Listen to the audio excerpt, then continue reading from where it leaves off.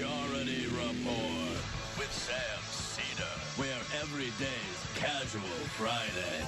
That means Monday is Casual Monday, Tuesday, Casual Tuesday, Wednesday, Casual Hump Day, Thursday, Casual Thurs, that's what we call it, and Friday, Casual Shabbat. The Majority Report with Sam Cedar.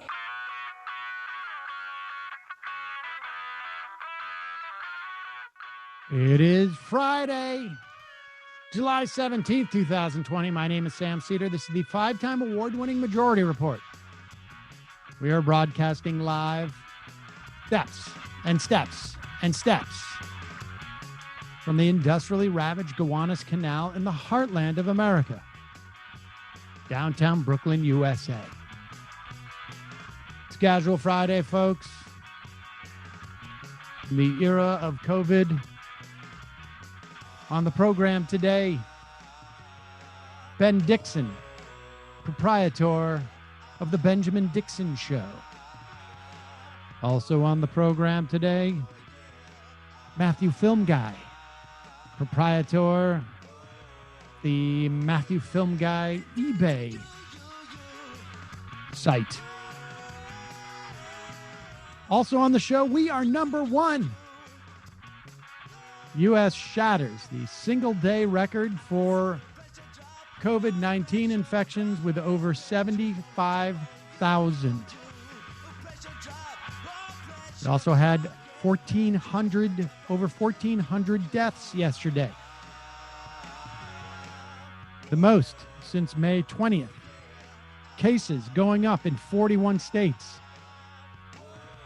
The Georgia governor is suing the city of Atlanta for requiring masks. Meanwhile, the Texas governor vows, we will not respond regardless of how bad it gets.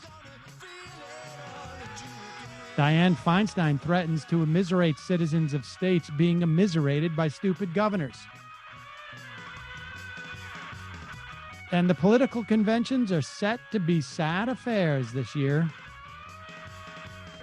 Meanwhile, the right-wingers on the Supreme Court punt on Florida's poll tax.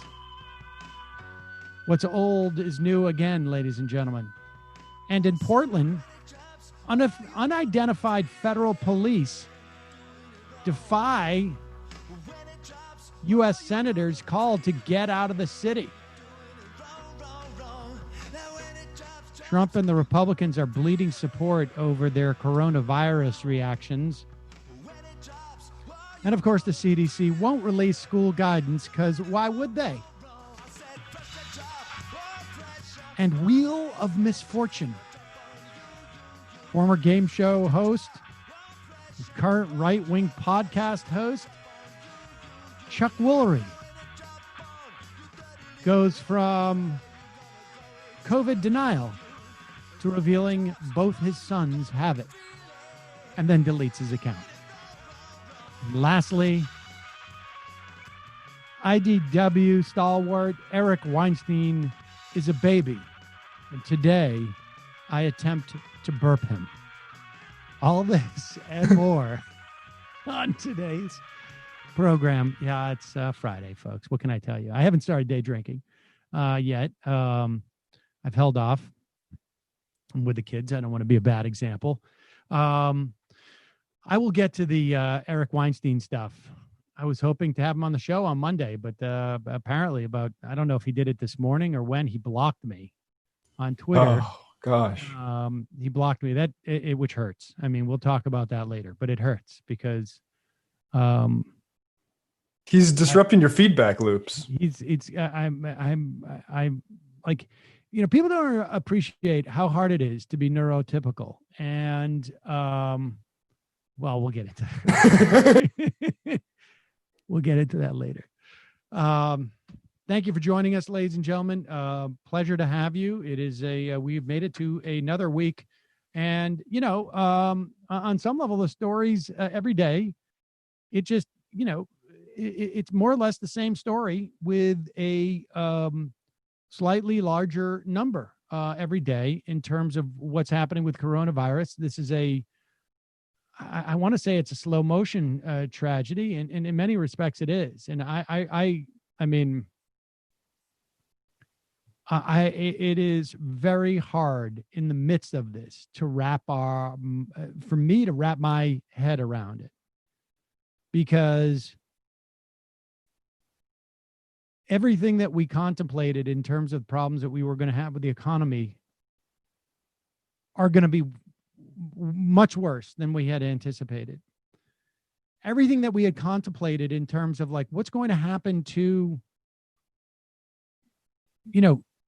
kids who are supposed to be going to school, and kids who are supposed to go to school for the sake of their education, kids who are supposed to go to school not just for the sake of their education, but the ability to have meals, kids who are going to school, and not only what are they going to lose out in terms of education and in terms of nutrition, but also for many children who are victimized, school was their opportunity to be in regular contact with mandatory responders. In other words, people who must report when they see things that signal that children may be going through some type of duress at home or abuse. Not to mention, small businesses, restaurants, the economic fallout, and we don't know the long-term health fallout from all these things. And we have failures of our government across the board, both parties, not to the same degree, in terms of responding to this from an economic standpoint. But we have what I think is probably, I don't think there is an analog. Wilson did not mention, apparently, the pandemic in 1917, 1918. World War I was going on. I think there was some theory. The federal government, I don't know if it had necessarily the resources. And obviously, they were fighting a war. But I think what we're going through now is unprecedented in the history of the world. And I don't mean, I mean to have a government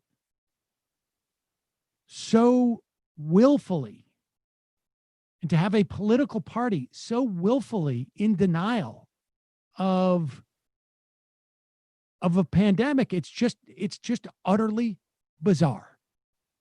It is utterly bizarre. It is so hard to wrap your heads around this. I spoke to David Wallace Wells on Ring of Fire this week. It was supposed to be like a 15-minute interview. I think we talked for like 45 minutes about it. So if you want to check that out, if you want more of that, more of this just sort of like shock, you could check that out. But here is the good news, ladies and gentlemen. I can sit here and I can tell you that, we've had a president who has been willfully avoiding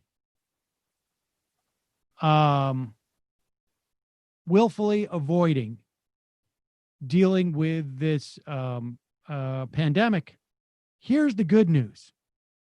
Donald Trump has said, you haven't seen nothing yet. Here is clip number 1.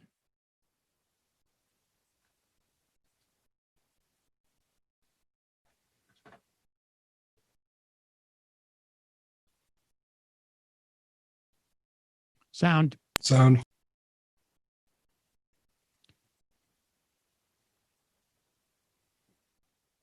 Thought possible. So we have many exciting things that we'll be announcing over the next 8 weeks, I would say. Oh, 8 weeks. Things that nobody has even contemplated, thought about, thought possible, and things that we're going to get done. And we have gotten done. We've started in most cases. But it's going to be a very exciting 8 weeks. 8 weeks, like I think, Mike, we can honestly say nobody's ever going to see 8 weeks like we're going to have, because we really have. We're taking on immigration, taking on education, we're taking on so many aspects of things that people were hopelessly tied up in knots in Congress. They've been working on some of these things for 25, 30 years. Wasn't happening. But you'll see levels of detail, and you'll see levels of thought that a lot of people believed very strongly we didn't have in this country. We're going to get things done. We're going to get things done that they've wanted to see done for a long, long time. So I think we'll start sometime on Tuesday. We'll be discussing our one plan on suburbia, but that's one of many, many different plans. Then we're going into the immigration, the world of immigration, the world of education. We're going into the world of healthcare, very complete healthcare. And we have a lot of very exciting things to discuss. But cutting of regulation has been really something that I felt we could do, and we could do fairly easily. Nothing's easy in this country. We had statutory requirements where we'd do phase one and then we'd have to wait 90 days. We'd do phase two and we'd have to wait 60 days. We'd do phase three and we said, let's do phase four. Sir, I'm sorry, you have to wait 1 year. So there it is, folks. God knows what he's got planned for the next 8 weeks. These are going to be it's going to be the summer of detail. It sounds like what they're doing. I mean, I'm trying to divine, what a lunatic is talking about. But when they're talking about education, when they're talking about immigration in particular, if you think back to all of the executive orders that has been reversed by the Supreme Court, it is because they have been so horribly sloppy at these things. Muslim ban, the census question. What was the most recent one? The DACA thing. And it sounds to me like they're going to try another bite at the apple of all these different things. And somebody said, we assure you, Mr. President, we're going to be detail oriented this time. We're going to do it right. And so we should be concerned about what he's going to do in the next 8 weeks. I mean, and frankly, we're going to have this problem of having anxiety about what Donald Trump is going to do. Not just obviously for the next 8 weeks, August, September, October, really closer to 12 to 15 weeks. And then in the event that he loses the election, I would anticipate another 10 weeks of God knows what. We'll talk more about what's going on in Portland. If you've been listening to the AM Quickie, you heard about this Portland story 2 or 3 days ago, and we've been following it on that on the Quickie. But what's going on there? I don't know if folks have seen the video. It's lunacy. You have fully geared up in fatigues, non-military personnel, some type of federal unnamed police force, literally no insignia, no badges, no nothing. Just a little sticker that says police on it in a fully paramilitary uniform, dragging people off the street and shoving them into rental vans. No insignia, just rental vans that they got, I don't know, it hurts or something. They grab these people, they blindfold them, they bring them to a court, then they may or may not release them. It's messed up. I don't know what else to say. I mean, it's... Hopefully we can get a letter about it. Yeah, we definitely need a letter about it. It was interesting to see the Ron Wyden and Jeff Merkley both like weighed in on this. And obviously, the mayor of Portland is a little weak, it seems to me, but this is nuts. It really is nuts. And you wonder what's going on here? Yeah, Chad Wolf is out there. The director of DHS is out in Portland this morning, posting photos of graffiti walls and things like that and saying, this is the reason why we're out here is the defacing of, federal property, which is just such a flimsy reason. And I'm begging them to do a news conference and tell us what's going on. Well, I mean, look, we had Bill Barr assemble these people at Lafayette Plaza. They obviously did not disassemble these teams of federales. I don't know what you would call them, federal paramilitaries. And they're, I don't know if there's some type of test pilot that's going on out there or what, but it's weird. It seems really weird that the head of Department of Homeland Security is overseeing an operation to get rid of graffiti. I mean, aren't we led to believe that there's more important things going on? But maybe not. I don't know. It's very disturbing. And again, I remind you, I have the book right there. Ordinary Men is the book it's called. It's about the Holocaust in Poland. And the military, they had real trouble with the military carrying out these type of orders at first. So they brought in police. Folks, how do I get to bed these days with this? How do I stay asleep? Well, CBD tincture, and it's a very specific one that I have been taking now for what feels like months, and it's been very effective. I don't do it every night. I do it like 4 or 5 nights a week. I don't like to do anything on a regular basis. It gets me worried. Like I don't want to. I'm like constantly training myself not to use it. But with that said, Sunset Lake CBD has been an awesome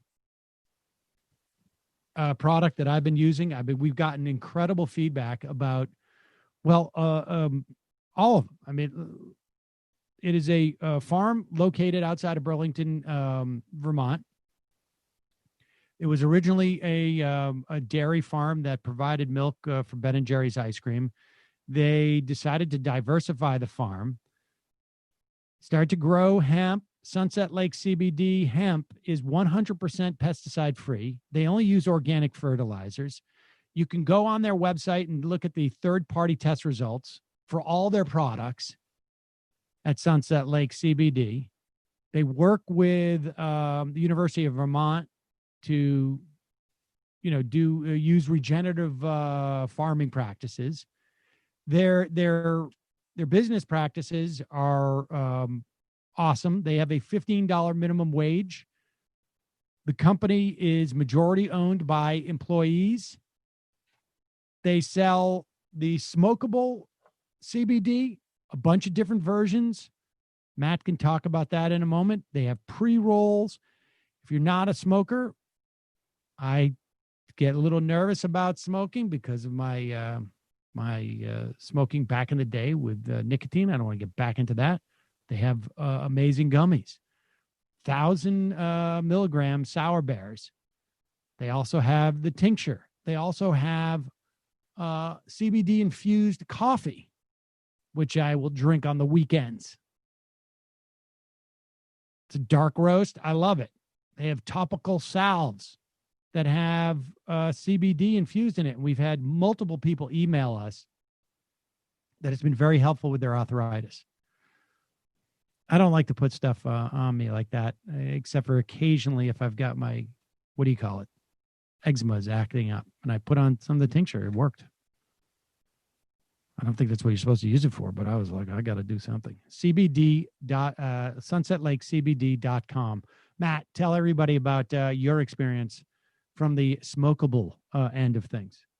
I was introduced to a new product category in the smokables, which is called smalls, special sauce smalls. If you look at them, they're little tiny nuggets that you can put straight in your grinder, which I find very convenient and enjoy. So and check you out the mix smallest that with ones. you mix that Just with another whatever product. you might want to mix it with, recreational things like tobacco and other things. Wonderful. There you go. Check it out. SunsetLakeCBD.com. If you use the coupon code Best Is Left, you get 20% off. 20% off with Sunset Lake CBD, CBD.com.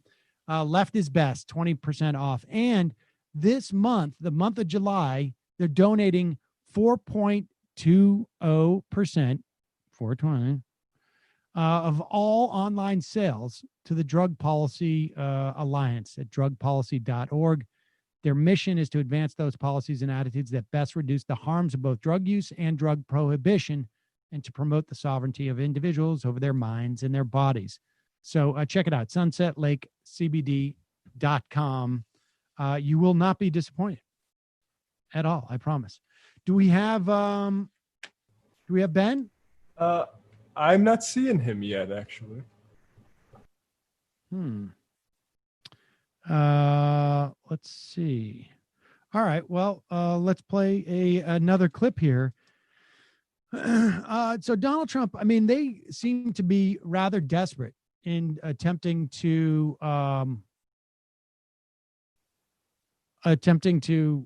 find some type of theme that is actually going to work with that's actually going to work in terms of their reelection. Here is Donald Trump talking about appliances. His favorite consumer culture, his favorite appeal.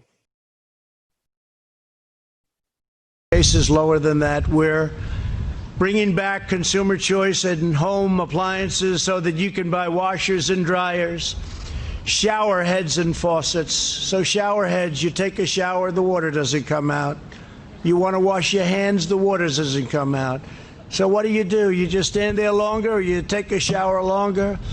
Because my hair, I don't know about you, but it has to be perfect. Perfect. Yay, your hair needs to be perfect. Dishwashers, you didn't have any water, so the people that do the dishes, you press it and it goes again, and you do it again and again. So you might as well give them the water because you'll end up using less water. So we made it so dishwashers now have a lot more water. And in many places, in most places of the country, water is not a problem. They don't know what to do with it. It's called rain. They don't have a problem. And old-fashioned incandescent light bulbs, I brought them back. They have two nice qualities. They're cheaper and they're better. They look better. They make you look so much better. That's important to all of us. But they're better and much cheaper. And they were mandated out, legislated out, and we brought them back, and they're selling like hotcakes. We stopped the... This is just sheer insanity. I mean, first of all, I don't think the guy's worked a dishwasher in ages. Maybe he said the people that do the dishes. Yeah, exactly. And the issue isn't that there's low water flow in the dishwashers. It was that they had eliminated a certain product in the dishwasher liquid that because it was bad for the environment. And then they just replaced it with like extra rinse stuff so that you could curb it. I mean, the best thing that ever happened to the light bulb industry was that mandate. It took them a while, but the prices and the variety of LCD lights and the fact that you can get these lights that are going to last for literally years. But even put aside the value of those regulations, who's voting on this stuff at this point? Like, they're in a complete denial. They have locked themselves in such a box they can't admit. We're in the middle of a pandemic. It's nuts. All right, let's let Ben Dixon in. We have him? Yep, here he comes. The value Ben? Yep, this is me. There he is. Ladies and gentlemen, welcome. Would like to welcome to the program the host and the proprietor of the Benjamin Dixon Show, Ben Dixon. Ben, how are you? I'm doing great, man. Sorry about that. I was sitting on Skype. I'm just so used to connecting with you guys via Skype, and I forgot we're in pandemic mode here. So we're in pandemic mode. You're looking well, all things considered. Yeah, thanks, man. You guys too. You're looking great, Sam. That's only because I'm only 5 days out from vacation. In another week, I'm gonna follow pieces again. So, all right, Ben, let's just start with this because you're in Georgia. Your governor is suing the mayor of Atlanta, or I don't know if the mayor particularly, but the city of Atlanta, to prevent the city from mandating masks. Yeah. What is? I don't even understand. What is Brian Kemp doing?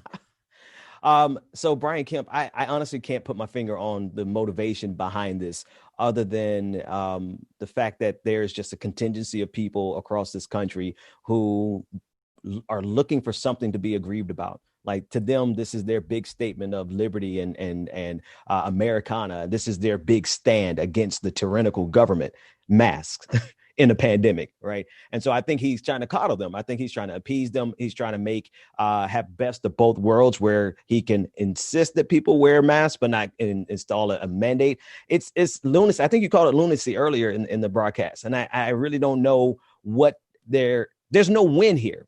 And it's hard for me to just put my finger on it, but there's really no win here. It's going to lead to more people dying. And so it's a political statement. Obviously, he's not going to miss any chance to attack Keisha Lance Bottoms. I mean, there's plenty to attack her about, but the things that he's attacking her over are clearly not the right things. I mean, give me your sense of how folks are reacting to this. I mean, what are people on the, I don't know. I occasionally run into people who are like, I don't want to wear a mask, but it's really sort of more out of ignorance rather than, I just remember months ago in the midst of this I can't even remember who the host was. Clay Travis. Is that possible? I don't know. Somebody like that. Brendan, maybe you can help me out. I can't even remember who it was. It was like a Politicon podcast. I don't know if they're doing it.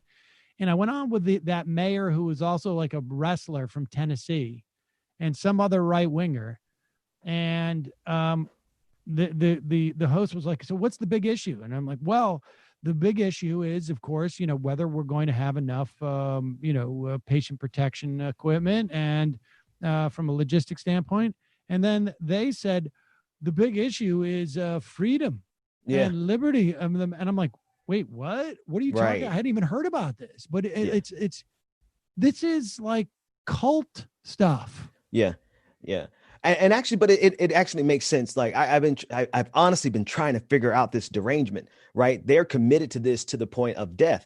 If you saw the city council meeting in Utah 2 nights ago, where they were jam-packed in, and I would say at least 70% of them were not wearing masks because that was their big political statement. That was their big stand. They are willing to die not to wear a mask. And to them, they equate wearing a mask to being something worth dying over, the same way protesters were willing to go out in the pandemic and protest police brutality. So there's an equivalence in their mind that's happening. They equate police brutality and being willing to die over police brutality to the government requiring them to wear a mask in a pandemic. So a cult, definitely, but it's just a level of ignorance, man. It's a level of stupidity that I really am still amazed by. Stupidity, even to the point of killing their own family members. Like, people are going to die because of this.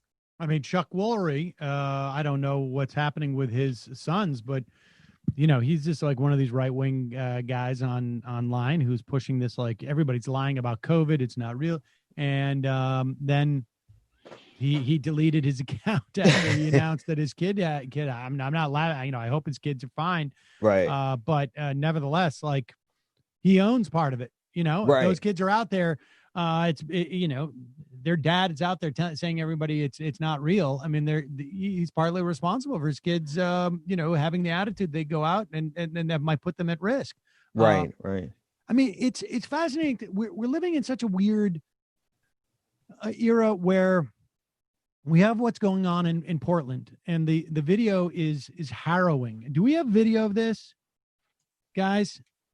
We can play the clip that we played yesterday. Yeah. Oh, okay. Yeah, let's play that clip, because there's multiple clips of this. There was another one that I saw the other night where you've got unmarked police vehicles. They're not police vehicles. Right. They're just vehicles. They're rentable vans. They're like consumer rentable vans filled with guys in paramilitary gear who are supposedly federal policemen coming from like the Customs Border Patrol, maybe from the federal prison system.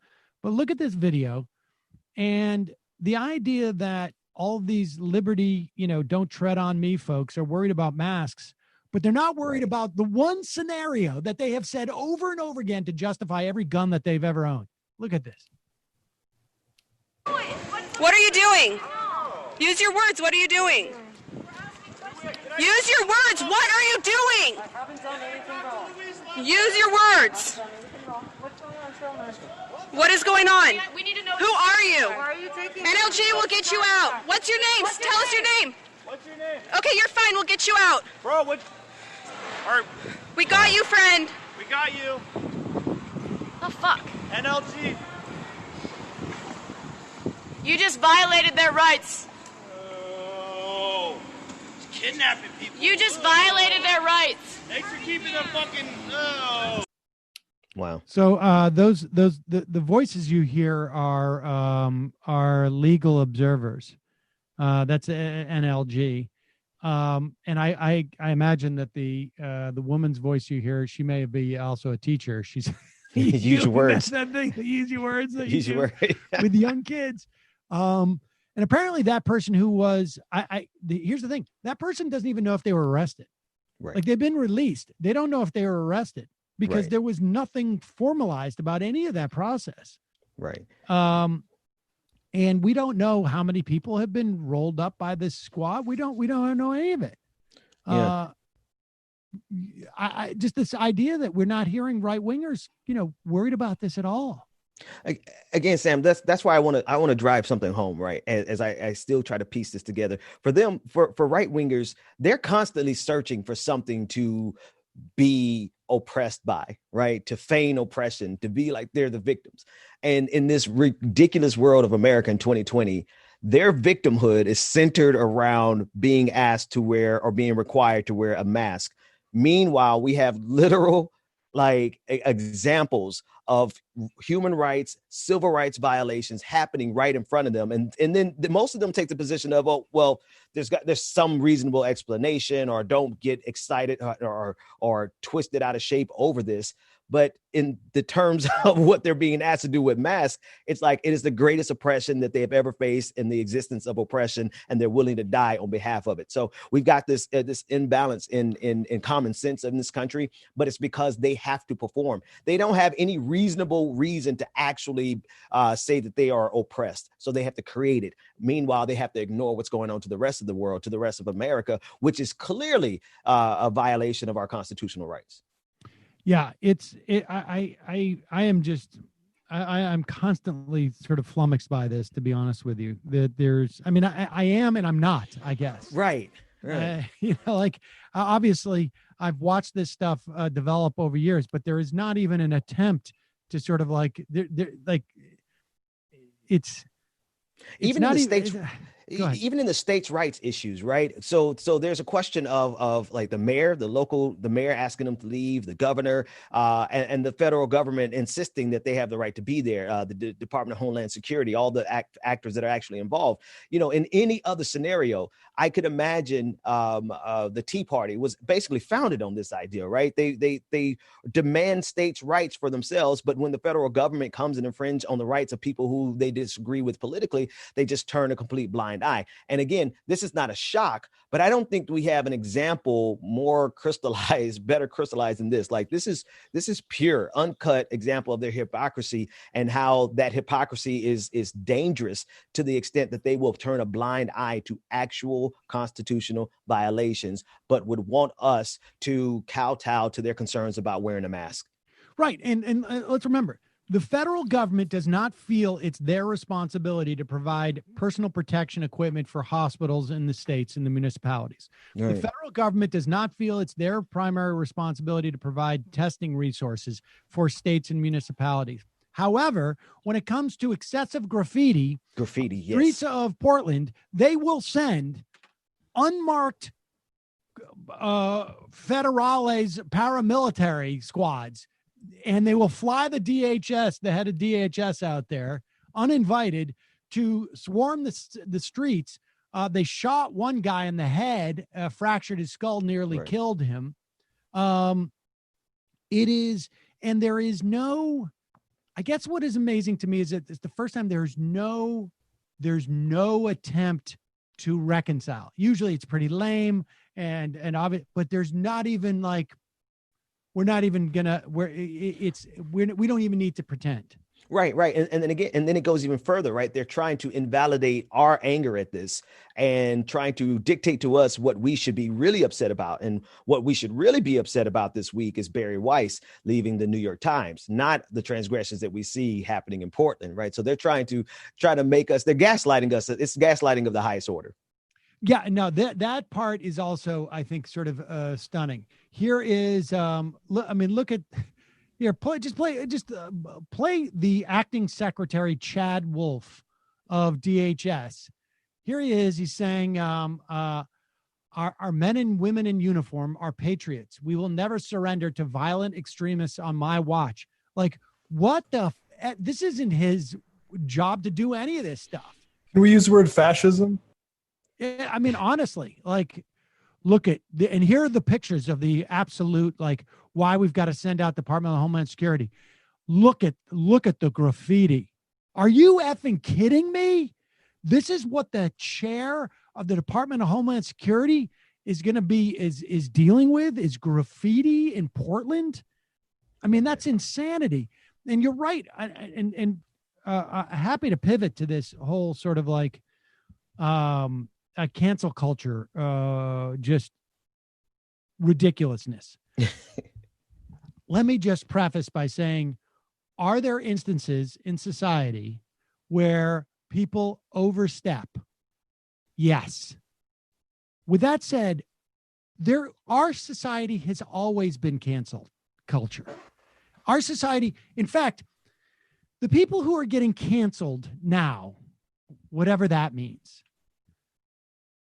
it is because there has been a change over the past 8 years, let's say, 4 with Obama, 4 with Trump, maybe a little bit longer, whatever you want to say, when the threshold was, where what we as a culture have deemed to be appropriate has changed. Right. That doesn't mean you get arrested. It just means that you are left out of the conversation in some ways, because we just don't appreciate as a culture. These are people who they got canceled because they rose at a time where there was a different sort of set of standards and parameters for culture. But the fact is, there's a whole host of people who weren't in a position to get canceled because, to continue the TV parlance, their pilots never got picked up. Right. They were shut out from day one. Show me the leftist who has been on those pages of the New York Times, like a genuine left. Never. And so they're not even in a position to get canceled because they don't get picked up.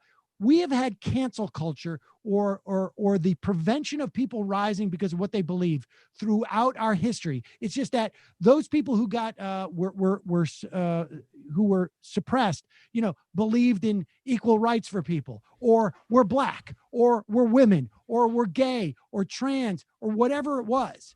And now that the people who were marginalized all those things and kept out of the conversation have moved in, people just don't like who's now who controls the culture. Yeah. I think you hit the nail on the head there, right? Because there have been generations of people who were never included in any of these conversations. It would be so much more difficult for me to ever get an opportunity to write for the New York Times because of my positions towards entrenched power in this country, right? And it really is based on your position towards and your ideas and your opinions towards entrenched power, right? If you ever become a real threat or have opinions outside of the normal acceptable parameters of the New York Times, you'll never get published there. Tom Cotton can get published there, but someone who believes or who fights against American imperialism would probably never get published there. And actually, it's not even as serious as Tom Cotton in this case, right? We're talking about Barry Weiss. We're talking about a person whose big foray into the national conversation was promoting the quote unquote intellectual dark web, as if that was something substantive and meritorious for us to even discuss, right? So she hasn't really presented anything meaningful into the national discourse in terms of intellectual rigor. All she has been is a she's just been aggrieved. Everything she ever writes about has been about her being some type of victim. Meanwhile, and there is the reason I tie these two together. Meanwhile, there are real victims out there. There are people who are really being canceled. People, those protesters, like graffiti, you're going to jail. You have the full force of the federal government coming down on people because of graffiti.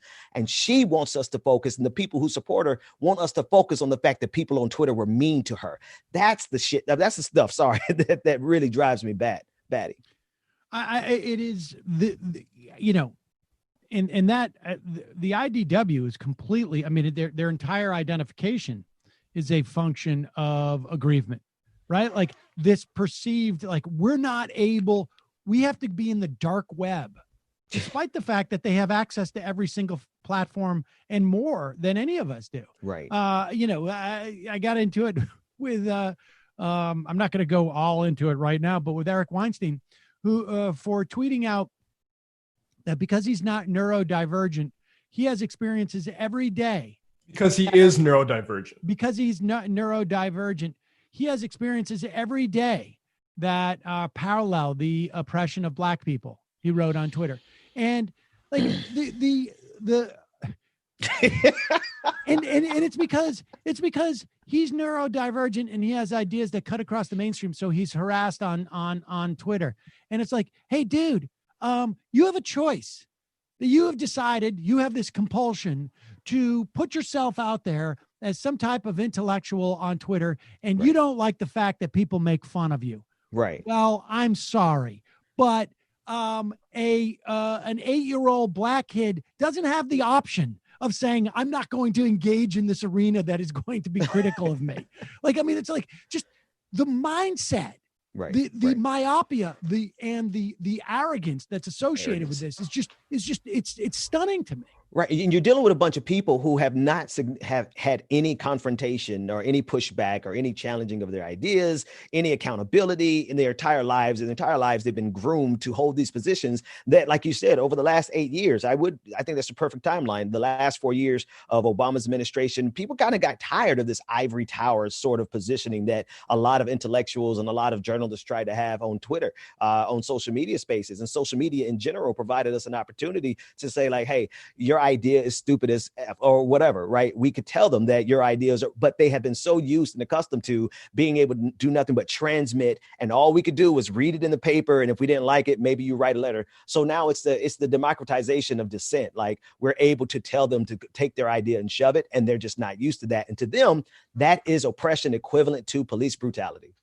Yeah, and I think that is also analogous to this concept of cancel culture. It's just like we're just living in a society where we hear the voices of a lot of people that have not had an opportunity to be heard in the past. Right. And their voices are now coming into the mix and helping the sort of filtering process that always happens in every culture as to who rises to the top and who doesn't. And there's some people who have risen to the top before that filter was essentially deployed or changed, and they're getting booted from their positions because they no longer comport with what culture rewards. Right, and right. For the vast majority of our history, that culture has rewarded only those people who hold a very narrow set of ideas. Yeah. Go ahead. Could you imagine like Bull Connor or someone from the 60s, you know, being alive today and online Twitter and just they can't imagine why they can't say what they used to say. They can't imagine that they can't use the N-word the way they used to. They can't imagine that they can't say that America needs to be segregated. And that's the changing of the paradigm. But it happened so much more subtly over a longer period of time that people held and espoused ideas during a period. There was like that grace period where they could hold those ideas. And now they've missed the boat and they're being held accountable for what they used to say. So, you know what I mean? Everybody grows, everyone changes. I think the one part of cancel, if there is such a thing as cancel culture, is the unwillingness to even accept people who say that they have genuinely changed or genuinely apologized or whatever the case may be. But I think that there are just too few examples of people willing to change and apologize. And they're doubling down, tripling down, and pretending as if this is all wrong. Everybody being held accountable is a system that's untenable. When in fact, that's like human life. That's just growing up. Being held accountable for what you say and what you do is just part of natural development. What's also amazing to me is like, you know, hear these stories of like, professors saying like, I've been contacted by 25 of my colleagues who say that they're afraid to raise this or that in our department meetings. And the fact of the matter is there has always been that dynamic. Right. It's just that the person who gets contacted by either A, the people who are afraid to say something were also afraid to contact anybody else because it was that oppressive of a situation. Right. Or B, that the person they contact still did not have enough authority to make everyone else aware that there were people contacting me secretly. I mean, that's the thing that really is amazing to me about this and so myopic is that we are witnessing people. It is just one more sort of version of people with privilege being completely oblivious to the privilege that they have been living with over an extended period of time. Now, that doesn't mean that we should celebrate the idea that culture's not as open as we want it to be. But that's like what a culture is. Right. Culture defines what's acceptable, good and what's bad, and what's acceptable and what's not acceptable. I mean, that's what cultures do. And so many people who are ostensibly in the left or progressive or whatever, right? There's some key gatekeepers who don't want there to be any accountability in certain categories, right? They're going to stand up and fight against the idea of canceling someone for something egregious, right? But the fact of the matter is that this is a competition of ideas, right? The real marketplace of ideas is a pretty ugly, grim, brutal place where people are going to get torn down. And you can't just say that we're going to fight to protect one side of the spectrum. And that is the quintessential example of free speech. Like, very specifically, like how many people stand up and see it as a badge of nobility to fight on behalf of the beliefs of Nazis, right? We hear that all the time. I don't believe you and I don't believe in what you believe in. I disagree with you, but I'll fight to the death to defend your right to say it. But then they turn around and fight against our right to fight against what they believe, right? So right. That's an imbalance. And I don't know if I have enough time to just say this one last thing. You got plenty of time. This is intentional. I want to say this feigning of outrage. It's not that they are unaware of what they're doing. I think some of them might be, but I think the majority of them realize that they are playing a game, and it is a game of who can be the most aggrieved, because they understand that there's power in being oppressed. The people who are in a position of oppression have righteous indignation on their side. And what do you do when you have millions of people who are legitimately angry, have a reason to be furious, have a reason to risk their lives to change the system? Well, you pretend like you're equally angry and you're equally you equally are as injured, passionate about your cause and equally injured. And so they're trying to co-opt that narrative and the power of being oppressed, when in fact, for the most part, they are in positions of oppressors, or they're at least beneficiaries of an oppressive system. Yeah. I mean, I saw a clip today with Gorka taking a phone call and just be like, some guy calls in and is like, when did it become a crime to be white? And exactly. Don't you realize you're white and it's a crime now? It's a crime to even think that, and it is exactly that. It is just simply, how do you push back when you are faced with the reality of what the dynamic has been in this country for an extended period of time? And it's racial, it's in terms of gender, it's in terms of of sexual orientation, economics, and trans rights, and economics, yeah. And just sort of status. And it's just like, things are changing, and the people who are losing out don't want to lose. And this is how they're fighting back. And, look, again, are there excesses? Of course, in every context, right? Like, you shouldn't eat sugar, but I mean, how far are you going to go until you do, to not eat sugar? Like there's excesses in every dynamic and every change, of course. But the idea that that's the story, the focus is absurd. I mean, it's just, it's and even then Christmas stuff. And even then, Sam, it's like the people who deal in the excesses, right, in the extremes of cancel culture, like who want to cancel you over something minute, right, or something ridiculous.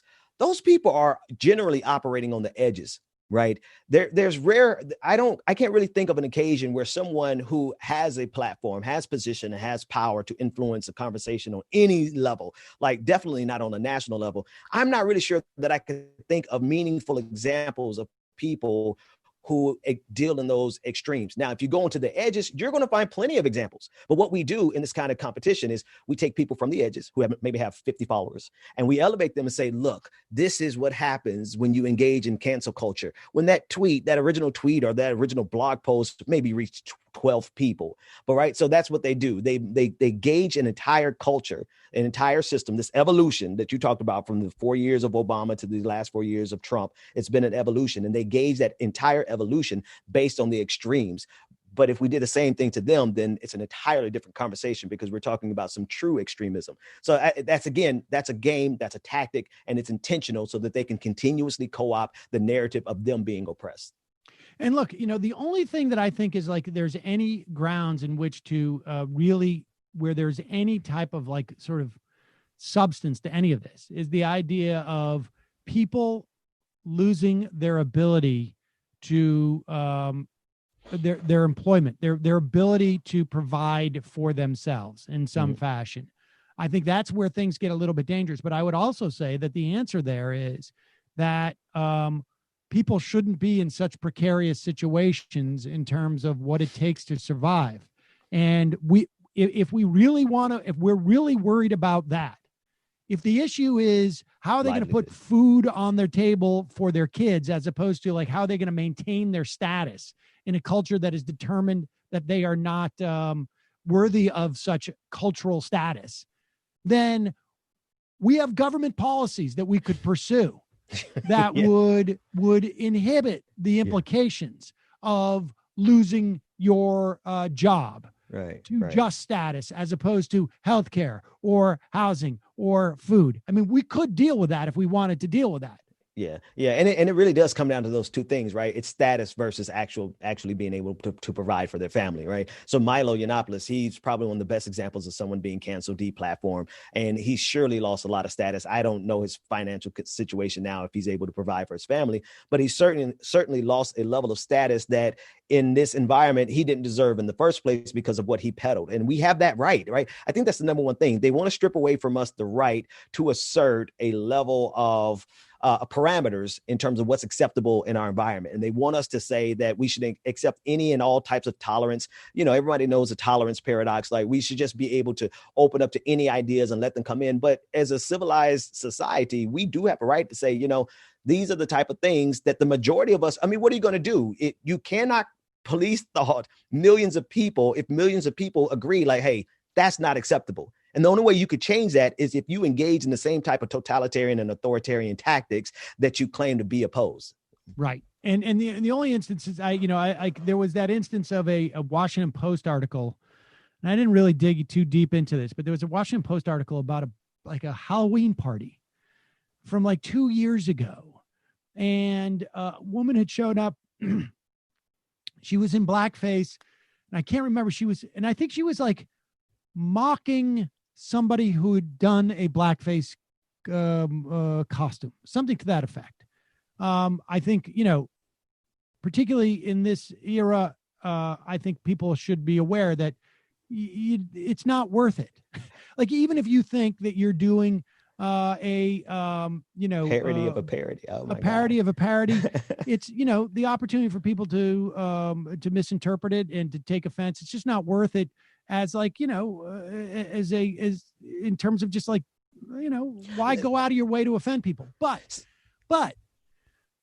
the idea that the Washington Post would write an article about this and it ended up getting her fired, 2 years later. I mean, she left the party. Mm-hmm. She apologized to everybody. But the idea that the Washington Post would use its power in this way to police a specific individual at a private event that took place 2 years ago, a private individual, to me seems rather messed up. But that is about like a power dynamic. Yeah. And that is that to me seems just like an abuse. And the fact that it was about blackface as opposed to anything else is almost irrelevant. It is just like the Washington Post should not be singling out individuals for things that they did wrong, whether whatever it was that an individual did.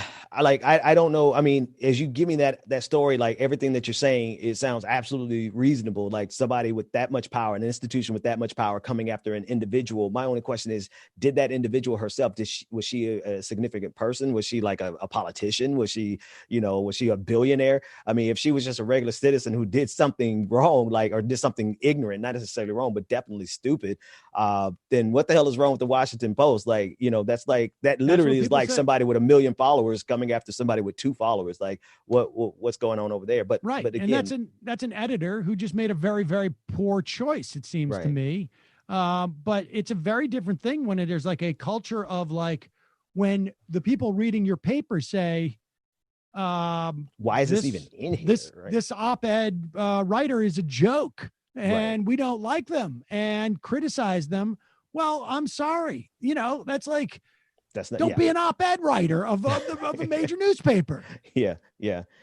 I fully expect culture is going to change, Sam, and I fully expect that 50 years, if America's still here and climate change hasn't destroyed us, 100 years from now, the majority of us will be canceled for something that we don't even see coming. Right? Look, for instance, I mean, honestly, I posted a picture of me grilling one day, some ribs, and I caught it from a couple of people. And then in full context, I didn't get mad about that. I'm not upset because a whole lot of people disagree with the way that I was displaying dead flesh, cooking and grilling. I took it to heart. And then I really took a step back and said, you know what? In about 100 years, we'll probably all be canceled for some of the things that we do right now. That's not going to be acceptable then, but that's human progress. And if you hate that, then I don't know what to tell you.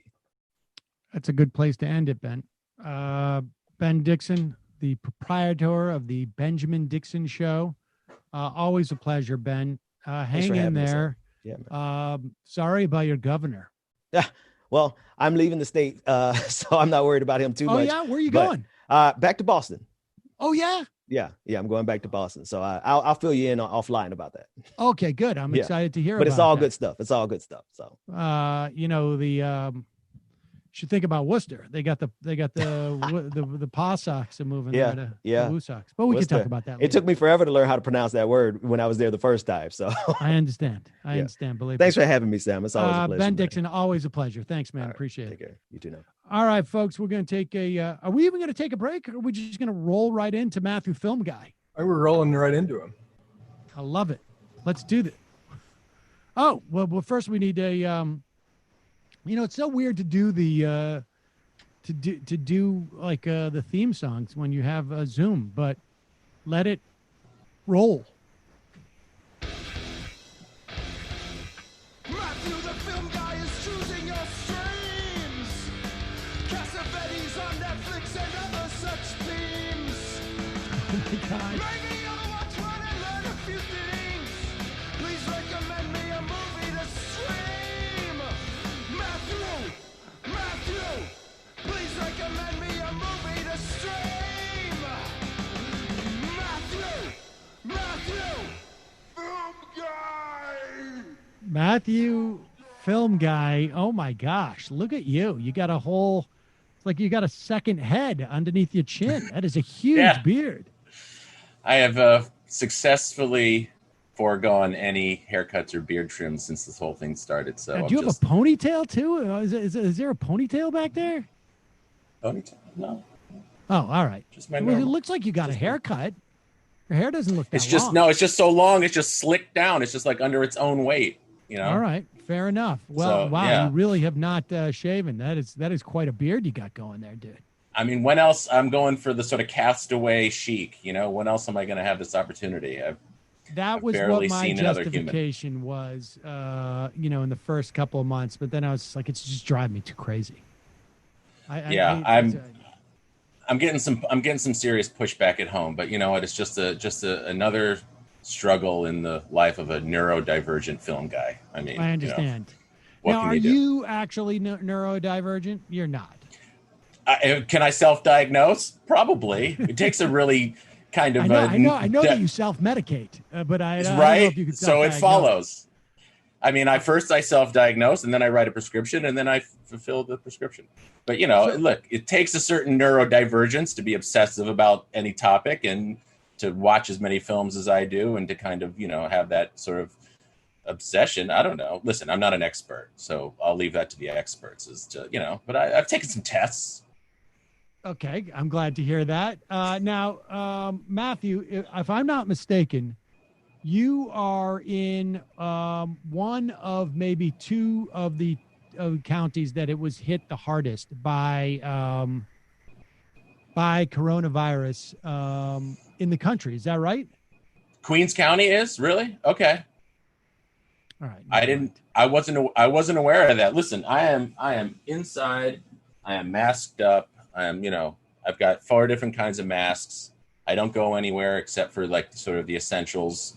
I went to the hardware store this week and I thought like, wow, Safari, but and everybody's wearing masks. I mean, in New York, mask compliance feels like it's like 95%. No? I want to say I've seen a little slippage in Astoria. I've been proud of my neighborhood pretty well, but especially now at night, it's like the lid's coming off a little bit. The restaurants are open up again. There's some drinking in the streets. There's a little bit of the Mad Maxy feel is coming back into the streets.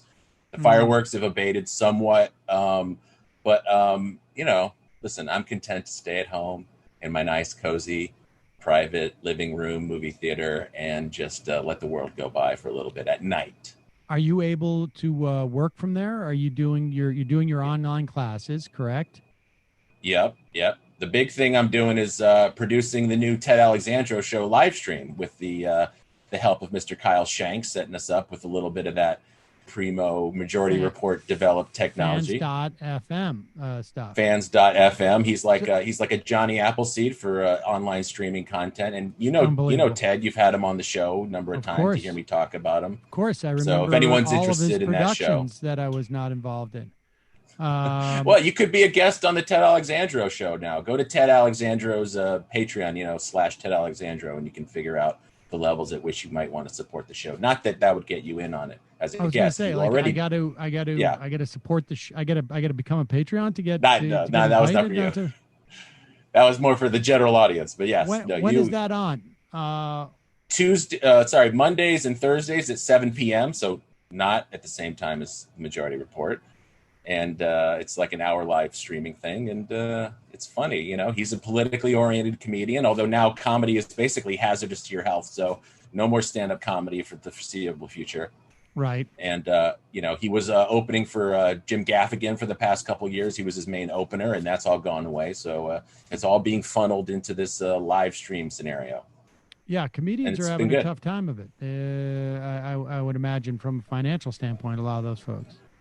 A little bit, but it's also been good because it's forcing them to sort of get on more like one-on-one relationship with their audience now. The people who used to want to go see them when they came to town now are getting to see them, in their living rooms twice a week. So it's kind of upside, downside to it all. And it's been fun. You're teaching the film class, of course? Yes, absolutely. People can still go to commonpointqueens.org to sign up if they're interested. I think we had a few people come on board from putting it out over the Majority Report link. But yeah, film appreciation class. It's not super heady. It's like we have a kind of a talk with some very intellectually curious, mostly middle to elderly aged women in the Jewish community. But we're showing some challenging films there. I'm pushing some boundaries. I'm trying to break people out of their neurotypicality. Are you watching a lot of TV and movies during this time? Because I have I'm found, I have to I'm tell you, trying. I have found, like, I don't know that if I have watched a single movie or TV show, including, you know, even like the news, in months at this point.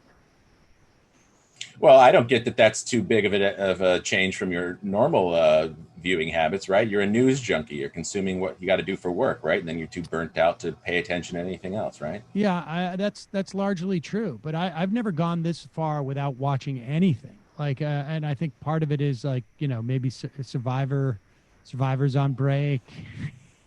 But I'm just curious if it's me or if it's everybody's habits. I mean, I you know, part is like this working full time and having kids and no babysitter ever is exhausting. I bet. And so that, you know, that's part of it. Like, I just like, I could just lie on my bed and hold my phone in front of my face and read Twitter instead of like actually having to get up and watch TV.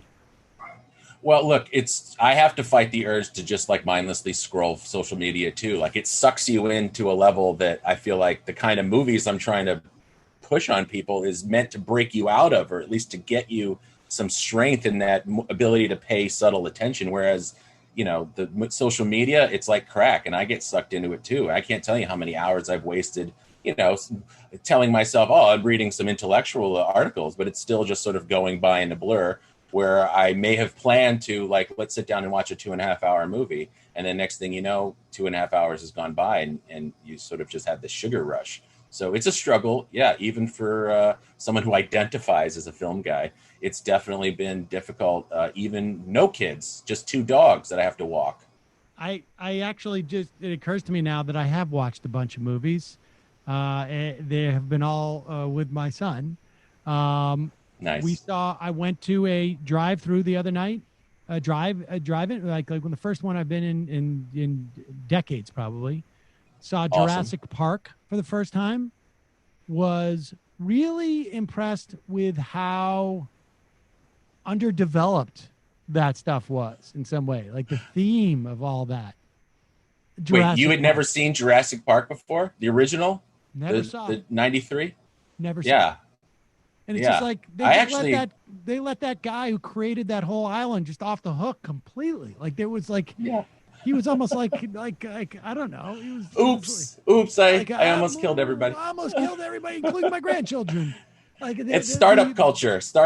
You know, a lot of waste. You know, it's got to be. The development of that character was pretty weak. And then I've also watched. I've watched the 4. Superman 1, 2, 3, and 4 with Christopher Reeves. You went all the way to 4? I got a 7-year-old. I mean, that's believe that one is a laugh riot. That was when the bottom fell out of superhero movies for decades. Yeah, but that had a theme. Yeah, it did have a theme. I can see why it ended the franchise. I'm going to try and move him on to Spider-Man, I think, soon. And I mean, this is my whole, all of my television consumption. It's just like, I got him on Phineas and Ferb, which I think is a huge upgrade for him. And like, I keep waiting till he's old enough to watch the Bond movies. Mm-hmm. Yeah. And that was a big quote unquote bonding experience with me and my dad. What age was that? I'd say 7 or 8. I was 8 when Octopussy came out, and he took me to see that in the theater. That was the first one I saw. So okay, all right, fair enough. I wasn't getting the double entendres until some years later, but you know, the action spy stuff, it landed. All right, so you know, my go-to comfort viewing like that, and maybe Saul's a little too young for it still, maybe, is the DC animated universe. Like, that's the stuff that's like, guys my age who grew up watching the Super Friends cartoons decided to make Batman and Superman over with an adult style theme to it. So they curse and they have sex, but it's like still superhero nonsense. Those are the ones that when animated. Yeah. They come out on DVD and you can probably stream them on DC Plus now. But that's been my like real just junk food that I've been consuming. I've seen some of them before. People can go follow me on letterboxd.com/LangdonBoom, and they can see the schizophrenic nature of like the high art movies mixed in with like the really low grade superhero animation, but they're done well, and they're actually pretty emotionally moving for people flying around and shooting each other, more than the live action movies, I would say. But I'm trying to deepen my ability to pay attention, and that's the struggle in this chaotic time. All right. Well, let's hear what you got here, Matthew, for us. I am determined that I am going to watch a movie that's going to take me out of the mode that I am the sloppy, the neurotypical mode that you're in, if I may use that word. Yes, I mean, it's we joke, but that's really what I feel like a great movie is able to do, is to rewire your brain or to bring it onto a frequency that, let's face it, most of these great filmmakers I would consider neuroatypical. That's who I want to see the world through the lens of. I started getting into this Thai director whose films have been very highly acclaimed, and I'm going to butcher his name, but it's Apichatpong Weerasethakul. Somebody else knows it better than me, but he made a movie called Tropical Malady that's like half like gay relationship drama told in a kind of abstract neorealist style, and half almost like folktale, like horror film. And they're kind of very related. They're like two halves of the same whole. And that one really is like, you've got to dig in.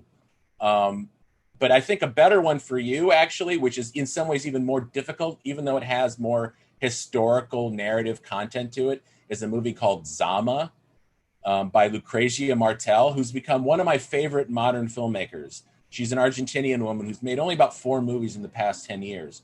But Zama is like about a bureaucrat in basically, I think it's the early 18th century in Argentina, who's just like, beat up. He wants to go to Spain where he's never been. The Spanish still rule that area. And bureaucrat it's really in the 18th trippy. century? Yeah. So they've been established there for quite a while, but there's still this relationship between the sort of European government and the natives. And to tell you more would not even make any difference, because it's very oblique as a narrative, but it's got very sort of attention to detail in terms of the setting and the time frame. But it doesn't give you almost any narrative sort of plot information, so you're really having to pay attention. But by the end of it, you feel like you've had some kind of amazing trip. So that's one that's, I showed that to my class and I got like almost unanimous pushback. Like, what was that? But then after the discussion and you dig in and you kind of pull it apart, you realize like the areas that you're kind of a little troubled by are exactly what are amazing about this kind of an experience. Okay, Zama, is that the one that you're recommending to everybody, or is that just for me? For you, definitely. No, everybody should see Zama. But one for you that's a little less demanding, but it's actually just like a great genre movie, like a modern bank robber film noir Ronin? genre movie. No, I know you love Ronin. So this is in the vein of Ronin. Okay. Hell or High Water with Jeff Bridges and Chris Pine.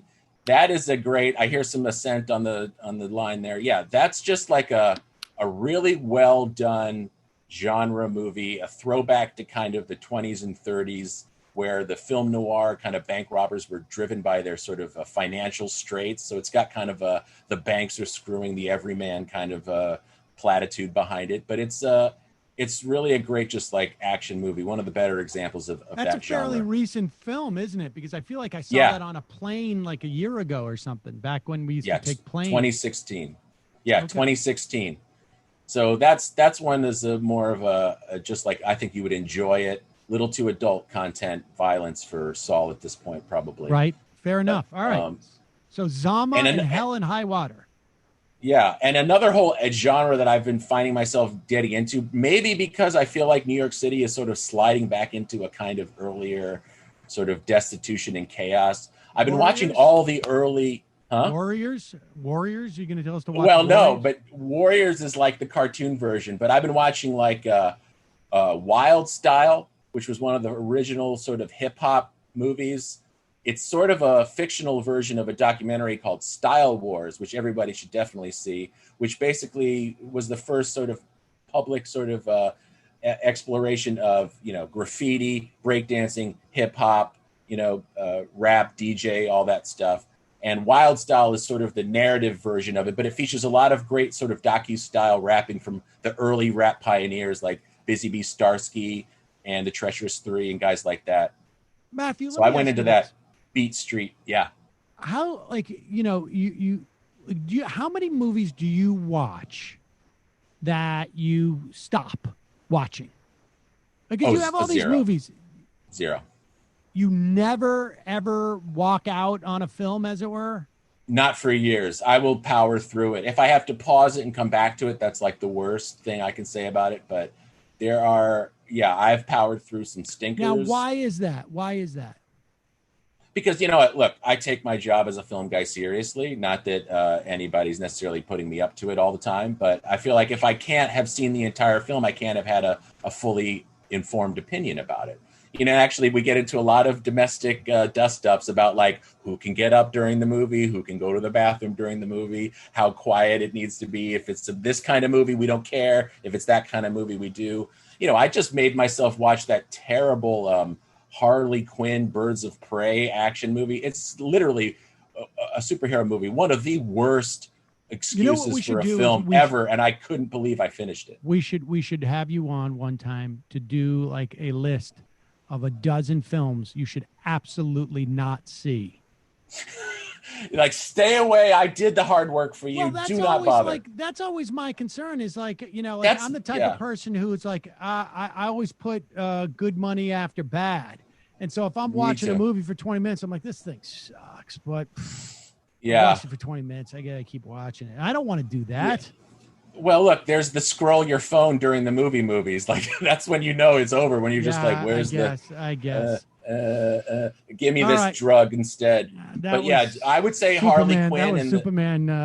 Superman 4. 2 through 4. Maybe 2 through 4. 2? No, 2. Come on. 2's the best. Kneel Before Zod. That's classic. But I would say that Harley Quinn Birds of Prey movie, do not bother. Even if you're a masochist about superhero films, don't even try it. Matthew, film guy, it is always a pleasure. I'm glad to see that you're staying so healthy. At the very least, your ability to grow facial hair seems to be completely unencumbered, unabated. I'm very happy to see that you are surviving and in many respects thriving, as it were. Follically, if not any other way. Exactly. Matthew, film guy, folks can find your thing at, what is it called? Box? Letterboxd with no E, letterboxd.com/Langdon Boom, or they can follow me on Twitter at Langdon Boom. I'm there too. Are you selling stuff on eBay, or are you done with that? I don't know. Let's see. My mom sent me a Dan Marino jersey. If anybody wants to pick this up, it's brand new. Let's see. We got some DVDs. I don't know if anybody wants the pilot of Lucky Louie anymore. It's still sealed. I think this might be Mary's, but I don't know. I'm selling it. I'm consigning. Gateways to Now. Listening to some Eckhart Tolle in this time. It's very good. Very good. Very good. This is a terrible movie that I watched just because it was taking place in Astoria, Queens. So it's like my neighborhood. I recognize Hellgate Bridge. Should I sell all my DVDs? Oh, yeah, quickly. But for you, I would sign them and then, sell them on my eBay. Why quickly?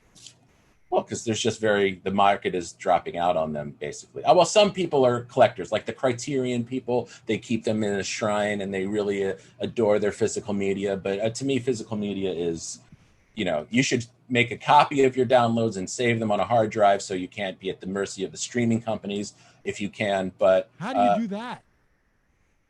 We'll talk off air. There's ways. Have you heard of this show, by the way, Sam? The Great American Dream Machine. Do you remember this? You were probably too young. I know. I do vaguely remember that.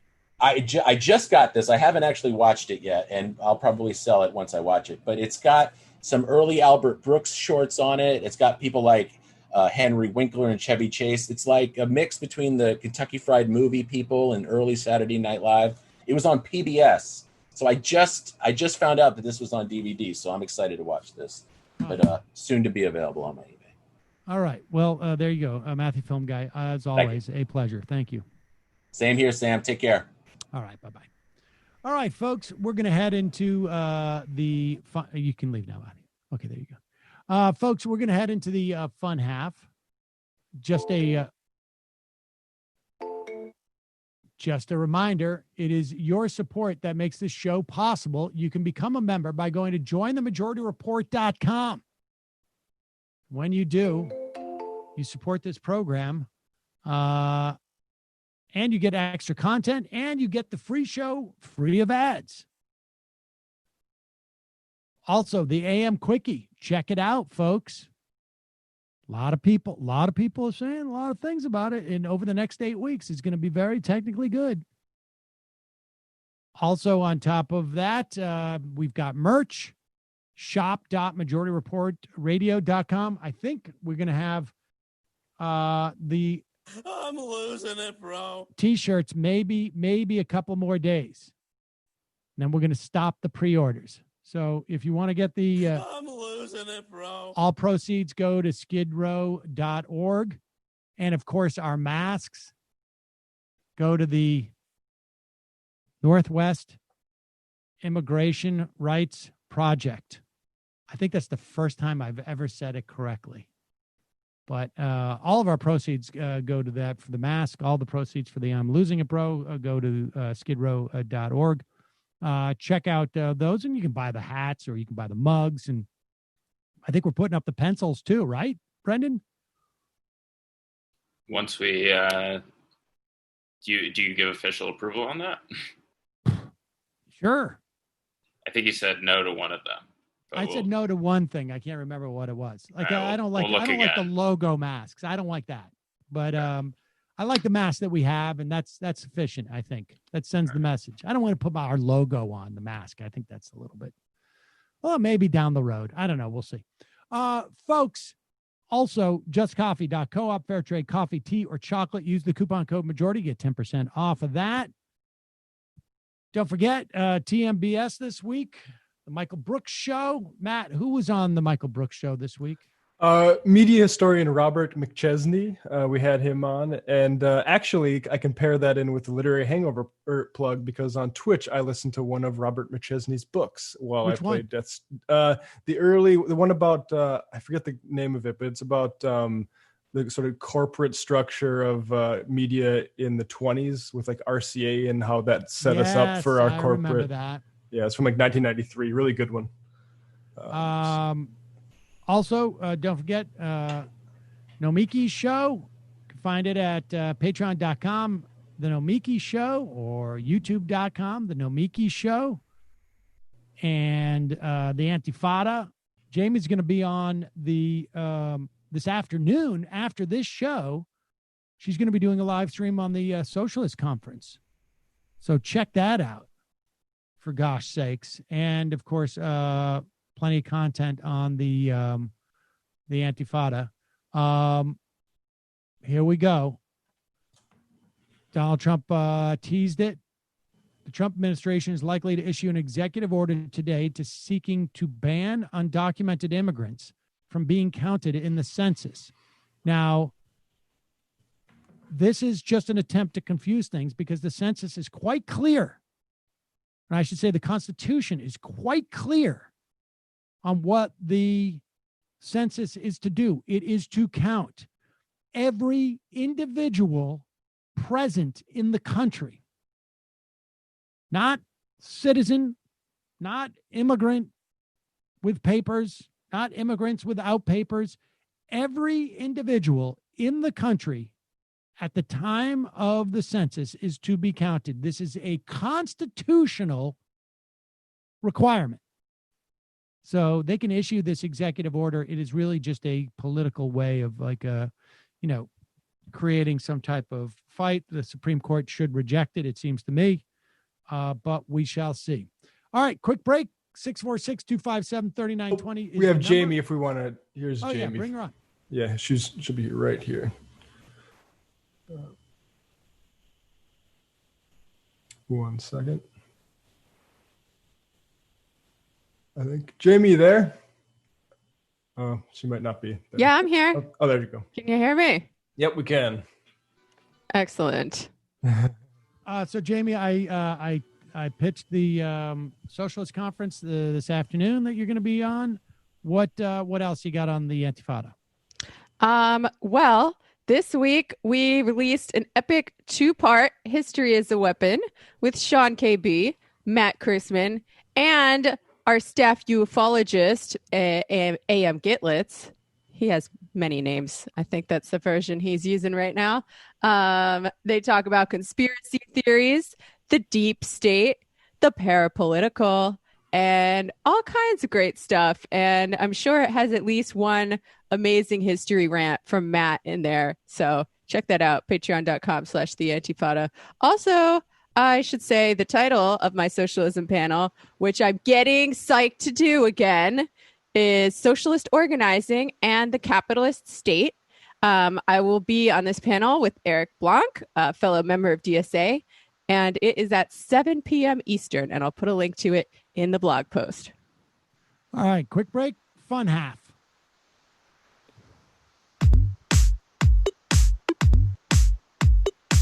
Left is best. Jamie and I may have a disagreement. Yeah, you can't just say whatever you want about people just because you're rich. I have an absolute right to mock them on YouTube. He's up there buggy whipping like he's the boss. I am not your employer. You know, I'm tired of the negativity. I'm sorry, I didn't mean to upset you. You're nervous? You're a little bit upset? You're riled up? Yeah, maybe you should rethink your defense of that, you fucking idiots. We're just going to get rid of you. All right. But dude, you want to smoke this joint? Yes. Do you feel like you are a dinosaur? It's a good shit. Exactly. I'm happy now. It's a win-win. It's a win-win-win. Oh, hell yeah. Now listen to me. 2, 3, 4, 5 times. 847-906-501-457. 2, 38, 56, 27. 1/2. 5 8s. 3.9 billion. Wow. He's the ultimate math nerd. Don't you see? Why don't you get a real job instead of spewing vitriol and hatred, you left-wing Limbaugh? Everybody's taking their dumb juice today. Come on, Sammy. Dance, dance, dance. Ooh.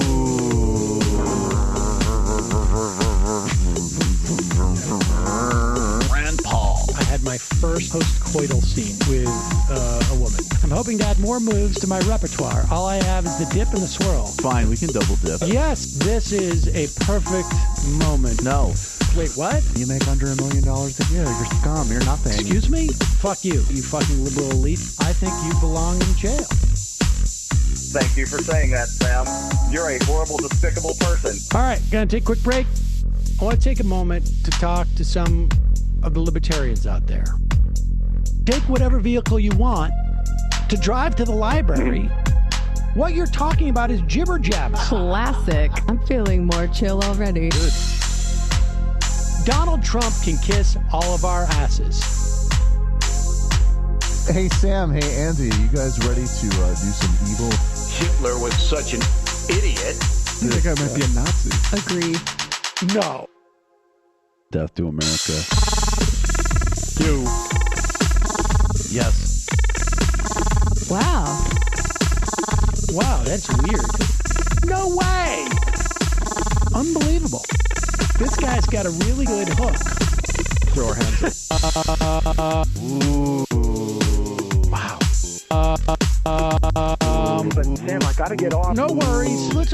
I want to just flesh this out a little bit. I mean, look, it's a free speech issue. If you don't like me... Hey, shut up! Thank you for calling into the Majority Report. Sam will be with you shortly. Okay, we are back. Sam Cedar on the Majority Report. I just want to make sure that we have both those videos, Matt. That we have Yeah, I'm going in to confirm right now. Because I only see number 13. I don't see a 14. It's the one on Pac-Man. Yeah, I have that. Okay. All right, so let's do this. Jamie, if you'll indulge me, got into a little Twitter exchange with my good friend Eric Weinstein. The other night, last night, I guess it was, and I had promised him, even though he did not have the generosity, the intellectual or just generosity of heart to have patience. I have children. I didn't want to construct this whole thing on Twitter. I asked him to wait. I would address it today. He did not. He apparently has blocked me, but nevertheless, he's canceled me. Nevertheless, I am going to respond because that is the type of person I am. I am a man of my word. I said I would respond. Now, I'll walk you through this, Jamie, so you understand what we're talking about, because I know that you don't follow these type of silly things on social media. No, I'm never online. And so, last night, I think it was, or yesterday afternoon, Eric Weinstein put up this tweet. Let's look at the initial tweet that, now I don't follow Eric Weinstein on Twitter. I never have. But someone responded to something he said because it was so egregious. And this is the tweet where he's talking about his experience parallels that of Black Americans. Do you have that tweet? Can we put that up, guys? He deleted it. I just grabbed a photo of it, though. Hold on one second. He deleted it? Yep. It's so good already. Well, that's weird. Okay. I thought his Black colleagues said it was okay of him to say. Oh, that's weird. It's strange that he deleted that tweet. Yeah, just for proof. See? No. Oh, but isn't that that's for blockage reasons. Blocked me? Or no? Isn't that because he blocked me? I don't know. I could see it earlier today. Interesting. Well, yeah, but maybe he blocked me later. I don't know. But he tweeted out something that said, lastly, now he had the whole string of stuff that he was saying in there was a fairly very long-winded, self-satisfied way of saying something that was a decent point. I can't even remember what it was at this point because he just went on and on. And someone told me that he's on that other app like with 3,500 people. I can't remember the Treehouse, Clubhouse or something like that. And that they said to me, like, I never heard Brendan, I have before, it here. but he really loves to hear himself speak, and that's quite clear. Yeah, he's actually making the non-Sam Harris point about IQ in a sort of a more tortured way than I would make it. Right. Yes. I mean, yes, exactly. I mean, we've said this many times in the past that IQ is not in any way a signifier of intelligence. It's a signifier of that you do well on the IQ test. But I think it took him like 35 tweets to say that. But regardless, he said, lastly, every day I have an experience that parallels Black American lives. I'm neurodivergent and a disagreeable contrarian.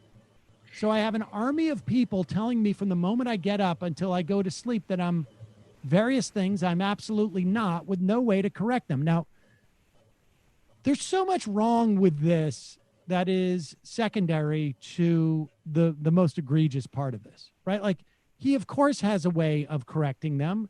He has a way of correcting them in the same way that they have to tell him those things that he's not. Keep it up so I can break this down. Okay.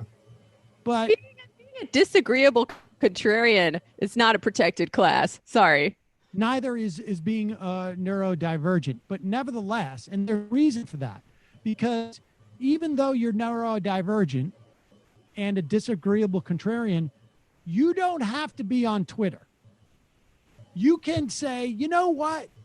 I'm going to stop tweeting and I'm not going to deal with this type of criticism because I don't like it or it's unfair or whatever. You can do that. In fact, his job's not even contingent upon any of it. So there's really, it's just a choice he's making. He wants to be an intellectual and he wants to do it in the dark web, I guess. That is not an experience that parallels Black American lives any more than, me as a rich kid getting a summer job waiting tables parallels the lives of working class people who don't have, any support structures for them that go out into eternity.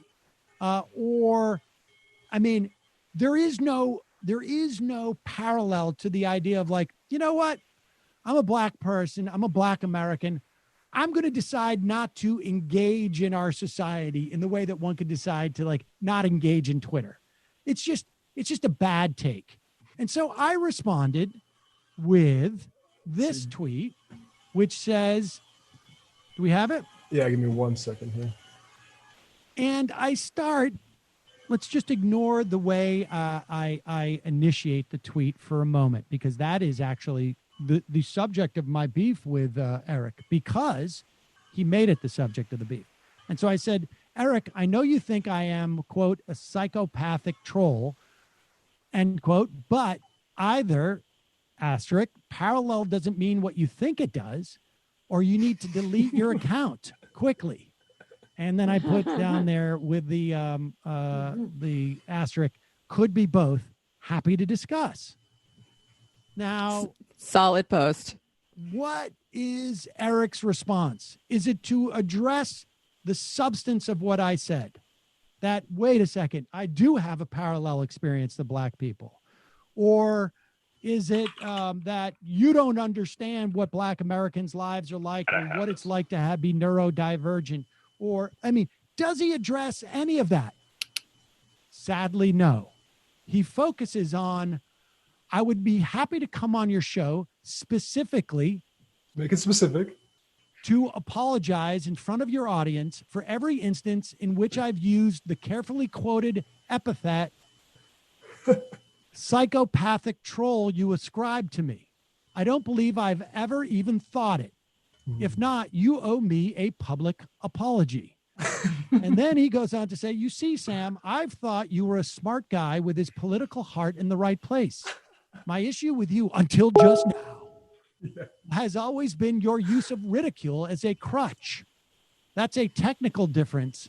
I say we need more empathy, redemption, less canceling. You disagreed. Now, I don't know why ridicule is canceling. But yes, it is a difference. I bring my toolkit, you bring yours. But let's continue, because this is the issue for Eric, not what he said. But I'm happy to change my opinion of myself or of you if I said that. You are either right or wrong, as it is a quoted phrase. So which is it? Let's find out. I said I'd be wrong if you put the phrase in my mouth. You obviously need to publicly apologize because he went on Google and didn't find. He busted out the Boolean operators on you. Oh my God. You got a badass. Yep. Psychopathic troll. And Whoa. then he goes on and on and on. And if you don't but single in, then the next move is yours, I believe. And I said, okay, Eric, I officially invite you on my show Monday to either substantiate my above tweet or to offer an apology. You have my permission in advance to use the recording in any way you see fit if you feel the substantiation or apology inadequate. And Eric says, as soon as you produce a single use of my using that phrase, you quote me as saying, obviously I never said it. You put it in my mouth. I wouldn't come on your show, so I'm waiting. And then I said, Eric, I believe you exhibited your desire to avoid an actual exchange with me. As such, I will address your insistence that I justify my claim about what you think I am in this tweet. In response to your claim that every day you have an experience that parallels Black American lives on my show tomorrow, and I will post in this thread. I understand if you choose to block me because of this, but note, as I am not following you, I may not be aware of it. And got him. And then he said, as I feared, I was explicit and clear about moving goalposts. You can't back it up because I never said it or thought it. You avoid apology or backing up your smear. I was told this was your way. I believed otherwise. Blocked for now. Be well. Hashtag disappointed. He's so do disappointed. some merch with that. Yeah, hashtag disappointed. Bingo. We will do the disappointed merch. Now, here's the thing. Let's be clear. He moved the goalpost because he said that I claimed he said it. But I said very explicitly, I know you think that I am a psychopathic troll. Now, quotes don't always mean, Jamie, you're a writer. Quotes don't always mean that this is a direct quotation. It means psychopathic troll, as in like, this is your idea of me, as in air quotes. Yeah, it's a bit of a gray area. It's a bit of a gray area. But I did explicitly not say, you said I was a psychopathic troll. I said, you think I am a psychopathic troll. Now, let's check the evidence. See if I can bring up evidence that he thinks I am a psychopathic troll. Well, the psychopathic in this use is a qualifier. So let's go first to the question of whether I'm a troll, and then we can ask what kind of troll he thinks I am. Let's see if he thinks I'm a troll. Let's roll the tape from just a couple of days ago where he brings me up completely out of the blue. Nobody prompted him to say Sam Cedar, but he brings up Sam Cedar for whatever reason in the context of an interview. Let's hear what he says. Then there are people who are very smart. Like, for example, I think of Sam Cedar as being very informed on policy terms. Like, he's actually following a particular bill or, probably knows the names of staffers on the Hill, that kind of granular detail. The problem with him is that he's got a strong trolling game and kind of a comedic ridicule game that is a turnoff to, it's okay as a wit, but it's not okay as a main course. And so I think that you could pick through the Sam Cedar stuff and find reasonable stuff, but I wouldn't recommend it because of the reliance on ridicule. Okay, so now, Jamie, how would you characterize someone who is their defining attribute? In other words, you could find some morsels of decent other stuff, but I wouldn't recommend it because his defining attribute is a strong trolling game. What would you refer to that person if you had to use a noun? I don't know. A troll, perhaps?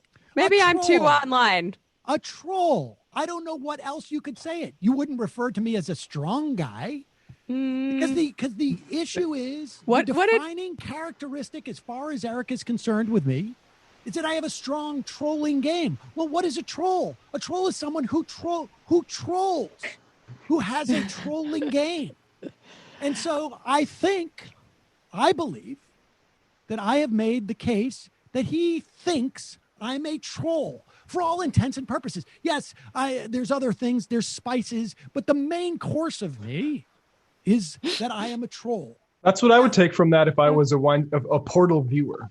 Or if we're talking in pre-internet lingo, I guess maybe he thinks you're a dick. Well, yes, but he didn't say he's got a strong dicking game. He said, I have a strong trolling game. That would be more click-worthy. And if he had said he has a strong dicking game, I would say, oh, you think I'm a dick. But instead, I say, you think I'm a troll. Thing. Now, but with psychopathic, can I substantiate that I am not just a troll, that he thinks I'm not just a troll, that he thinks I am psychopathic in the way that I troll? We are going to have to go back almost a year, I guess, to a conversation that he had with Sam Harris. And what's amazing about this is that they have not only decided that my behavior is psychopathic, in other words, the way in which I behave, or as Eric would say, the way in which I troll is psychopathic. They also concede they really haven't really done much research, but here it is. An appropriate, any conversation that would have to happen would have to begin with an actual apology. It's just so bad. This is also apparently to get into the IDW clubhouse, you must demand an apology from Sam Cedar before you engage with him. 3 IDW people have demanded Sam apologize to them before engaging with him. As a precondition to have any conversation. It's a pattern. There's no alternate movie version that's exculpatory, right? These people know they're lying. They're avidly lying. It's all malicious. It's all Saul Alinsky. It's all just smear. It is Saul Alinsky. Right. But look, the best that can be said for it, and again, I don't get along with it, right, is I believe that they think that they're in desperate times, and they believe that desperate times call for desperate measures. And that's sort of the mindset, which is the ridicule is necessary to stop a greater evil. And that entitlement. As soon as you start experimenting, but ridicule is not the problem. It's the line that's the problem. It's you can if it's an honest joke can I be at honest? somebody's expense. I've probably watched 45 minutes of Sam Cedar total. Yeah, well, that's more than I've watched, but I've watched enough to know that these are people who. So we've established that they're talking about me, and they've established their bona fides in terms of assessing me, which is that they have both watched under 45 minutes of the literally thousands of, I mean, just in the past 10 years, I've probably done 9,000 hours of content. That's just in the past 10 years. Been doing this since for 15 or 16 years. But they have now established their bona fides to make this assessment, and they are, it's clearly they are talking about me. Eric himself names me Sam Cedar. That's my name. Continue. Cedar total. Yeah, well, that's more than somebody's expense. I've probably watched 45 minutes of Sam Cedar total.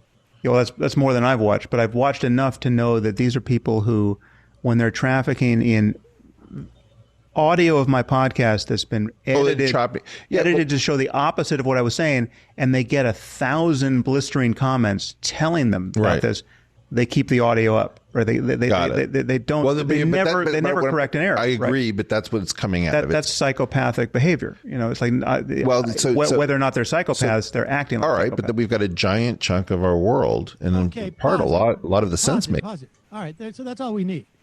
That's psychopathic behavior. He's referring to my online behavior, which Eric has already referred to as a trolling game. That's the essence of Sam Cedar. He's a troll. And Eric sat there, and as Sam Harris said it was psychopathic, Eric's response was, all right.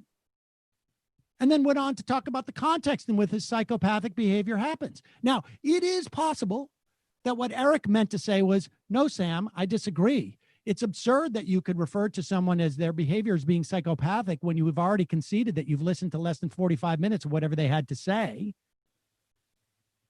Or, hey, I feel uncomfortable with that, saying that that is psychopathic behavior. Now, but I know Eric is an intellectual because he's part of the intellectual dark web. And I know how important it is to Eric to state the truth at all times and to show empathy. So he would never let that hang out there unless he thought so himself. And thus, that is my evidence for me saying, I know you think that I am a psychopathic troll because he has said I'm a troll and had no problem when someone characterized my work as being psychopathic. Now, checkmate. I look, people can decide. We will clip this video. We will put it in the thread, which of course does not include any of Eric's stuff because he has now blocked me. And I don't know if people can see it, but there it is. I think like this is the point. You don't get to call yourself the intellectual dark web and then refuse to allow me to respond to the idea that I have pulled the idea that you think I'm a psychopathic troll out of my arse. And when you talk about changing goalposts, I never said that you said that. I said that I know you think it. And I think all adults realize that even though he keeps bringing me up in these interviews, I can't know what he's thinking because I don't actually literally live in his head. Even though he keeps bringing me up in these interviews, I don't have the ability to, so I can't know what he thinks of me, but I surmise it based upon the public record, which is there for everyone to see. Yeah. Fair enough. I mean, these people want to make everything about civility, and it's very smarmy because they are transparent hypocrites about it. But even if let's say that he never called you or implied that you are a psychopathic troll, we learned from talking to Ben Burgess, right, that doing ad hominems does not invalidate your core argument. It just adds a little flavor to This is the pattern of these guys, which is they'll wait for something that they can take issue with that is sort of insulated from our core critiques and pedantic. So we can never actually get to, okay, what was maybe because he didn't want to get into the details of that Sam Harris thing, because Eric has, to his credit, been distancing himself from, say, the Charles Murray line on IQ. But that's not something he got into with Harris in that episode, as far as I know. I control found it. Like, that they don't want to get into details. People can go back and look at my exchanges with Sam Harris and with Dave Rubin. And you can see that I was engaging with them. And then they are the ones who put up all these roadblocks. And then as soon as I said something that was even remotely offensive to them, they said, well, that's it. I'm now offended. I am not going to engage with you unless I get an apology. And the idea that I so offended Eric because I claimed he thinks that I'm a psychopathic troll. I mean, honestly, the word snowflake or oversensitive or cancellation should never come out of these people's mouths. If you take offense to someone saying that you think I'm a psychopathic troll, not that he was a psychopathic troll, but that he thinks that I'm one because he has said Sam Seder's nothing but a trolling game and sat there on a video that probably had 1 million views when someone said that my behavior was psychopathic and went, all right, let's move on to something else. I'm sorry. I don't buy it. I think you're full of it. But you know what, Sam? You're not so insulted that you won't have a conversation. No, and that's the thing, is that I am an adult. And I think it's okay for someone to say, you're lying about me thinking that you're a psychopathic troll, or you are psychopathic in your behavior, or you're a troll. Like, none of that. Or comparing you to another loud Jew seemingly at random. Saul Alinsky? Yeah, exactly. I can tell you that I have read as much written by Sam Harris as I have Saul Alinsky. In fact, it's possible I've actually read more Sam Harris than I've read Saul Alinsky. I 100% have. I have too. But nevertheless, you know, the idea that these guys are so fragile, no wonder why they're in the intellectual dark web, because apparently if they come out in the light, they get sunburned. Let's go to the phone. Who sounds like more of a troll now? Calling from a 570 area code. Who's this? Where are you calling from? Hey there, is this me? Yes, it is you. Who's this? Hey there, it's Alex Ranke from the Poconos, Pennsylvania. Alex from the Poconos. What's on your mind? So, all this discourse about opening schools. I'm a vice president on a school board. I got elected when I was 20 years old. Wow. 3 years later, I'm the vice president of this school board. And we kicked out some insane people, like straight up Tea Party, you know, the whole 9 yards. And I never thought that I would be in the position where I'm being told by the president that I need to, without any support from the federal government, open this district, which, you know, I mean, it's a lot smaller than what you guys have in New York, I'm assuming. But, you know, we have 5,000 students. And we had a Zoom meeting. The irony of discussing reopening school districts, by the way, by school boards over Zoom is not lost on me. But like we're trying to do this hybrid model, or debating just going full remote, and either way we're screwed. Right. Like, our teachers don't want to come back in. A lot of them are immunocompromised or have family members that could die if they bring it back. You know, we have working class families in the area who rely on us to basically be a babysitter. I mean, obviously we provide, you know, a much more important service than that, but we can't they have to go to work still. Right. And we're buying all this, you know, wipes and shields and masks, and we just don't have the money. Like huge holes in our budget are being opened up or being expanded by this, and we have a shrinking tax base. it's just such an apocalypse, and like I don't know what to do. There isn't like a right answer. I mean, I personally like I don't want to go back. I don't want to take a vote as a quasi local legislator and have deaths on my hands. Like I just don't. But I also don't want. I don't know, man. I'm losing it, bro. I'm losing it. You know what? Honestly, like I'm losing it, bro. I don't know if I have ever felt as happy not to have to make the kind of decision that you are talking about in my entire career of doing this. You know, because like, you know, it's easy to sit here and espouse an opinion and to have an opinion, and even, but it's so hard to come up with an idea of what I should do just as a parent. And in just about every other circumstance I can ever remember, I would want to be in the position to say, this is what we're going to do, because I'm always convinced that I'm right. In your situation, my heart goes out to you, because I don't know what the answer is.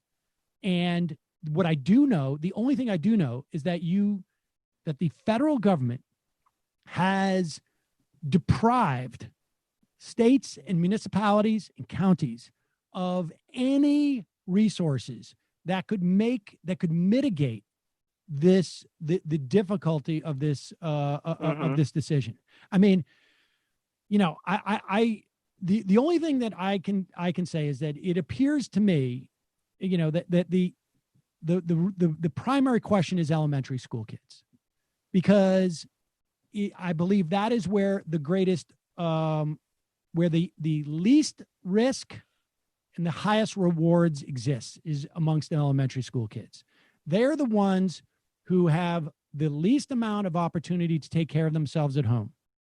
You have a kid who's 13 and you got to work and you got to go for 4 or 5 hours, or you can call them and this and that. It's manageable, and it gets more manageable as they get older. Kids in elementary school, you cannot leave them home alone. They also are going to suffer the most in terms of what they lose in terms of education. They have the least, you know, their needs for nutrition are the highest. You know, it's easier to make up for a lost year in middle school and high school. The stakes for elementary school kids, as far as I can tell, is the highest. Also, on the other side of that, they seem to transmit the least. They seem to catch it the least. They seem to have the least health implications of it. My understanding is that the middle school kids are the biggest problem, because they don't follow directions. So they are the hardest ones. I mean, this is from the study that came out of Israel, because Israel, as soon as they brought back the middle school kids, the whole thing went to hell. High school students tend to listen to directions a little bit more. They're a little more responsible. They understand the stakes. And elementary school kids will listen more often than not when a teacher says, you've got to do this. And I mean, if it was me, I would basically cancel. I would have just a core curriculum. I would do shorter days, and I would, with the kids, and I might have them in every day. I mean, the big thing about that people are saying about the pods, like on the other, every other day that people are going to form, is that what you're doing is you're creating two networks that then combine.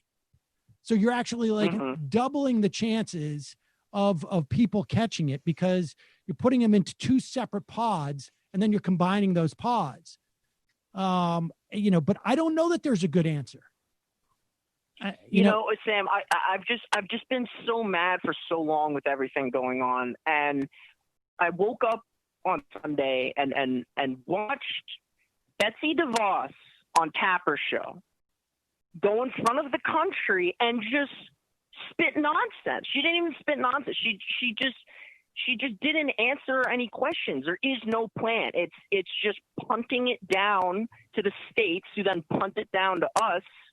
And we don't have the resources. Like, I mean, we're talking about the Poconos here. We're talking about an underfunded, depopulated tourist region that mainly relies upon, you know, a commuter economy and tourism, which can't function right now. And we're talking about people who are, I mean, 50% just half of our district are economically disadvantaged, meaning they're on some form of meal assistance. And, you know, we're going to continue meal deliveries. I'm going to make sure of it, even if we do go remote. But how do you, I mean, for homeless families, how do you, you know, we have laptops for everyone. We have one-to-one device policy. How do you, if they even have internet, like, how do they charge it? Yep. They don't have internet. Okay. How do you do class for the day? It's just, and in the lower grades, you know, what you're saying is all true, but in our specific context, most of the teachers are older. Right. So it doesn't take, you know, maybe The they risk don't is higher transmit for it as the, much. Yes. The risk is But higher it for the only teachers. takes Yep. one. Yep. It only takes one. I mean, the other thing that I would, I mean, if I had to make your, and like I say, I'm so glad I don't have to, I would set up tents. I would do the first 2 months and I would plan to do it outside, because outside transmission is the safest place. I don't know if you guys, you know, like have like playgrounds or whatnot, but I would do it outside. That's what I would do. Not a bad idea. And I would just set up the tents outside. I would do as much teaching as I could. Just having the kids there, you know, accomplishes something. Having them, like, you know, giving them some type of patterns to follow during the course of the week. But outside will get you, you know, maybe through October, which frankly, I don't think any school is going to last through October, and not in the Northeast, anywhere. And so you might as well do it outside for as long as you can. And really, if the community can keep it down, then it makes the schools that much safer. But yeah, tell those kids to bundle up. Well, honestly, it makes you stronger. Honestly, like, you know, October in the Poconos, if you're lucky, maybe it's 50 degrees, you know, and maybe you put in a couple of portable heaters outside and you do it in a tent. And I mean, on some level, I think like that's what I would do. I mean, like if I was in LA, I'm surprised that all LA is not doing outdoor classes. I just don't understand it. I mean, the one thing that I think we do know safely is that it is masks and outdoors. It's virtually impossible to get. I mean, there's been virtually no bump whatsoever from the protests. Right. And right. and that's amongst, you know, groups of people who are peak transmitters. And I think that, like, I think if you're outside with kids, I think you're about as safe as you can be. But therein lies the problem, because it's like, yeah, if we got a fat grant from the state or the federal government, here's $10 million, let's say, for every district in Pennsylvania, and you guys use this to prepare. You know, if they're really going to do this right, okay, you guys write all the policy. We're washing our hands of this, but here's some money to help you. We could buy tents and we could buy heaters, but instead we have to work with what we're given. Yep. You know. Yep. And it's just we can't, like, we are, because we have to, but there's like this opening schools nonsense. We need, I mean, we all know what we need. We need economic relief, and we need to shut them down, and we need to get a grip on this. That's not going to happen. So I'm going to have to make this decision, and either way, it's going to hurt people. And I hate that. I didn't get into this for that, and I want to do that, but I have to. And I despise myself for even being, like, I don't know. Well, Alex, I'll tell you this, honestly, like, you're in a no-win situation, but the folks there are lucky to have someone who's this thoughtful about it. That's all I can tell you. Hang in there, man. Hang in there. Keep us updated.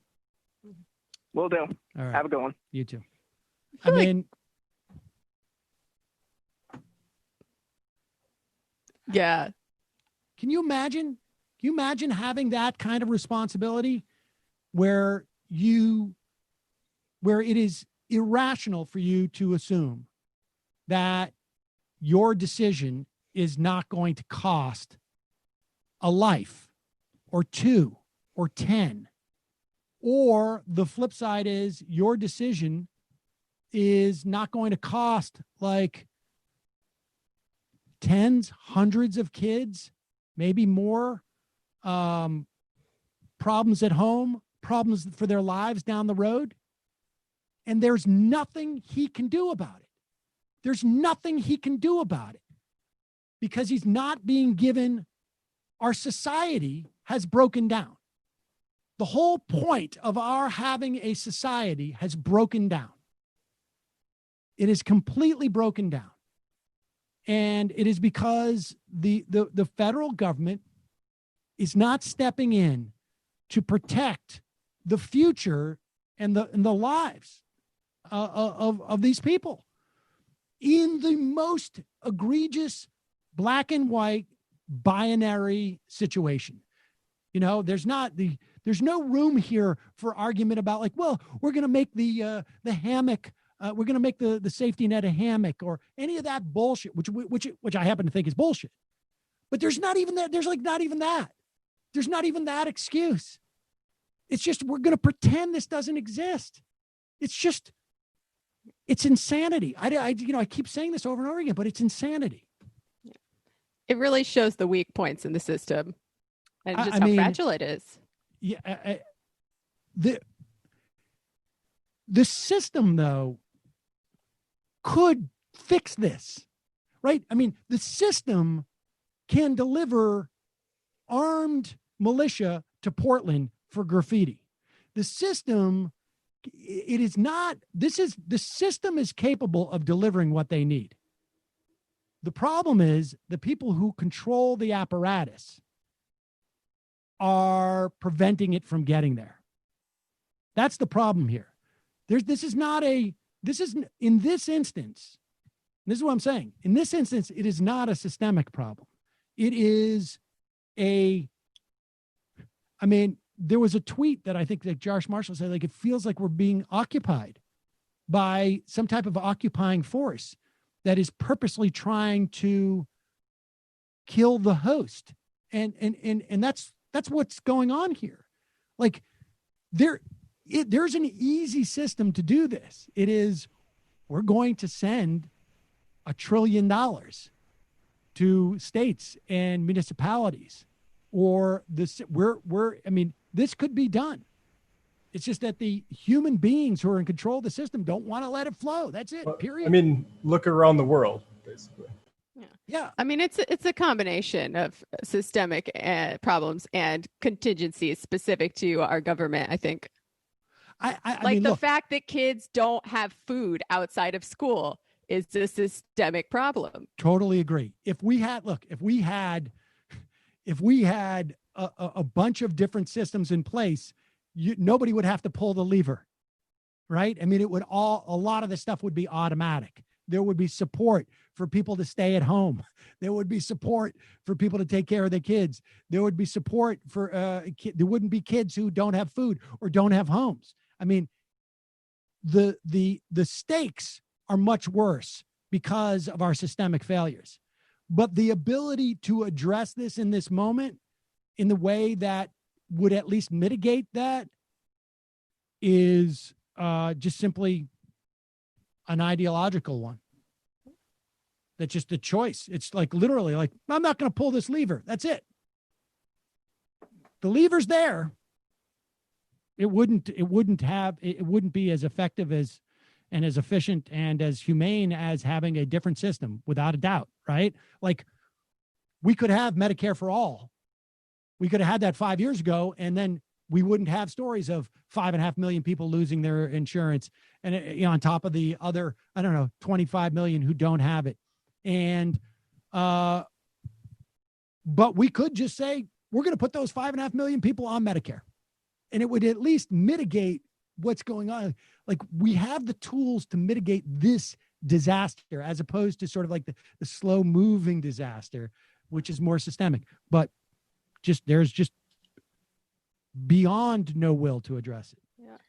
Well, we also have to consider, what happens to union negotiated PPO plans to keep people from, being on Medicare for all or any sort of healthcare in this time. That's those 5 correct. million people. That's correct. Also, And people really want to keep their insurance.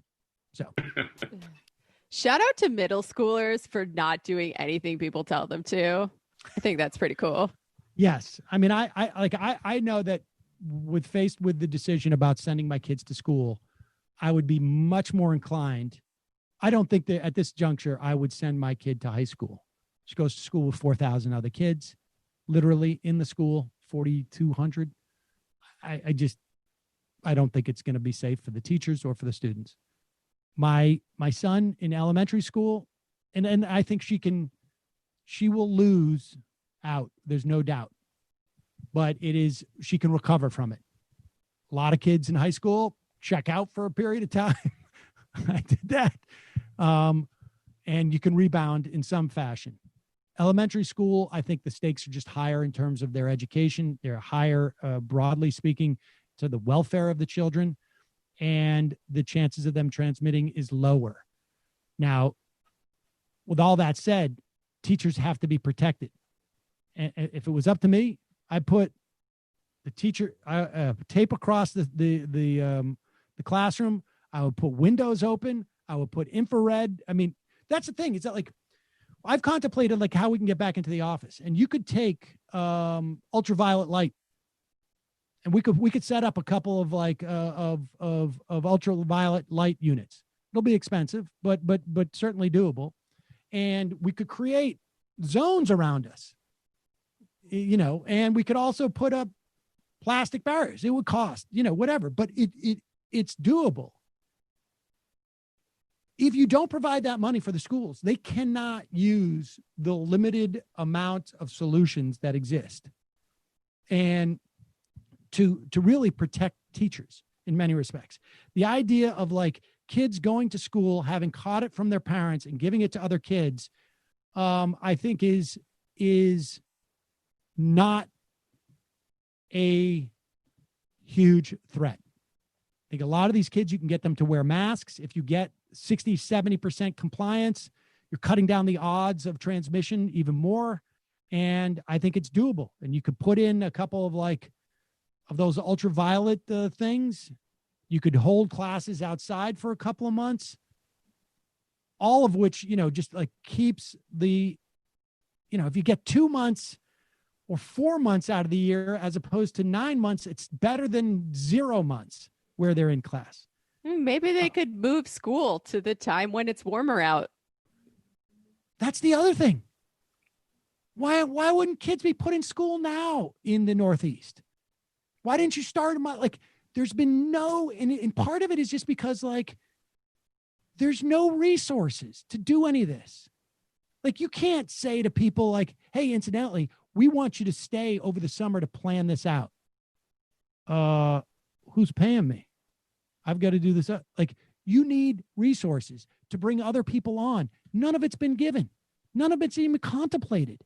This is a dysfunctional, failed society where we do not have the cohesiveness or the leadership to address what is a massive, massive problem. And well, we've had that would mean acknowledging it's real. Yeah. Yep.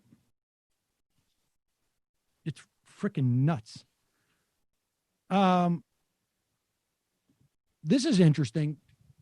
So Andrew Cuomo, who gives a good press conference when you need some confidence, but made massive, massive mistakes that were just a function of ignorance,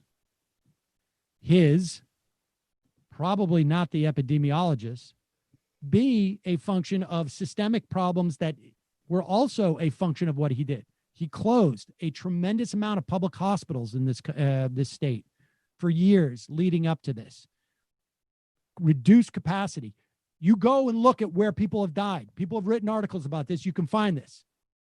Whether you lived or died through what that peak in New York was a function of money, how much money you had. Do you live in an area where there are functioning hospitals? Do you live in an area where the public hospitals have been defunded, have been closed, whatnot? This is all like, this is not random. And at one point, he engaged when it was very late. Without a doubt, he would have been on it more if the federal government had been present as well. Nevertheless, the best you could say about his record on this is mixed at best. Nothing to celebrate. Should be a warning. But yet, in part because the guy's got his own network with his brother there, you know, we're doing frickin' frack every day where we do jokes back and forth. Well, if I'm a news guy and I have you on my show and we're doing frickin' frack every day, it can't possibly be that your policy decisions led to the deaths of thousands of people who didn't have to die. I can't do frickin' frack with you if you moved COVID patients into nursing homes and 45% of the people who died in those nursing homes. Frickin' frack would be impossible, except for it wasn't. So good for Jake Tapper on that same network for having enough of it when Cuomo puts out a poster celebrating how well he handled the 25,000 deaths in New York, thousands of which didn't have to happen. Very strong. Speaking of New York, New York's Democratic Governor Andrew Cuomo seems to be on something of a victory tour, congratulating the state and himself for defeating the virus, even selling this poster, which shows his state getting over the mountain by bringing down the curve during the 111 days of hell, as the governor put it. The poster includes references to his daughters and a boyfriend, little inside jokes. There are no illustrations, however, of the more than 32,000 dead New Yorkers, the highest death toll by far of any state. No rendering on that poster of criticism that Governor Cuomo ignored warnings, no depiction of the study that he could have saved thousands of lives had he and Mayor de Blasio acted sooner. No painting there on the poster of his since rescinded order that nursing homes take all infected patients in. Here's what Governor Cuomo had to say yesterday. What we went through and what we did was historic. Because we did tame the beast. We did turn the corner. We did plateau that mountain. And then we came down the other side. And they will be talking about what we did for decades to come.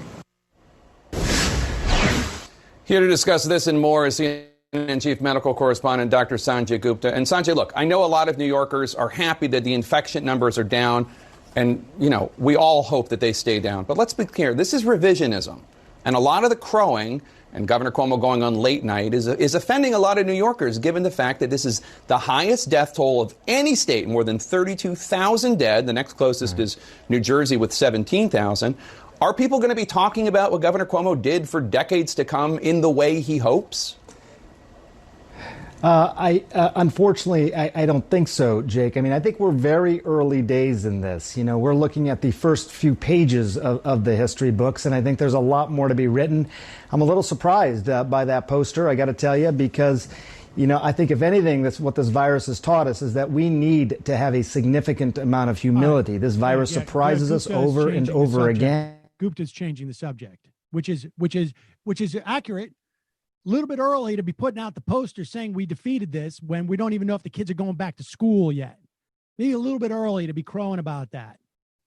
But also total revisionism.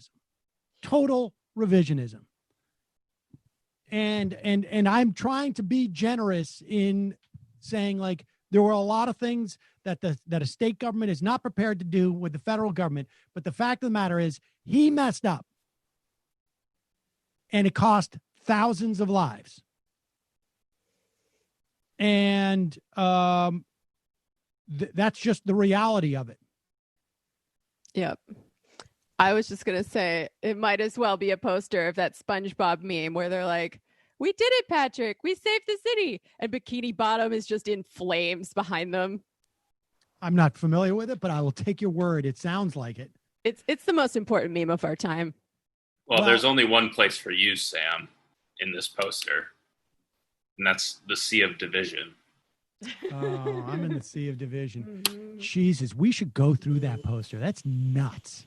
It's are crazy. living in Atlantis under the Sea of Division. Let's go through that poster. Can you do close-ups on that? Sea of Division. Who the hell? What is he doing? Can we zoom in on that? Why are they're doing all these I arts? gotta find a higher crafts. resolution. I think All right, we'll do that on Monday. We'll do that on Monday. Yeah. They're trying to make it like an old-timey political cartoon, I guess. What a lunatic. What's interesting about Crazy. Cuomo is how quickly, I mean, like, it's one of, like, I guess a silver lining of Trump being in office is having, like, a sort of, liberal counterpart to what Trump does in completely redefining and moving the goalposts while holding power.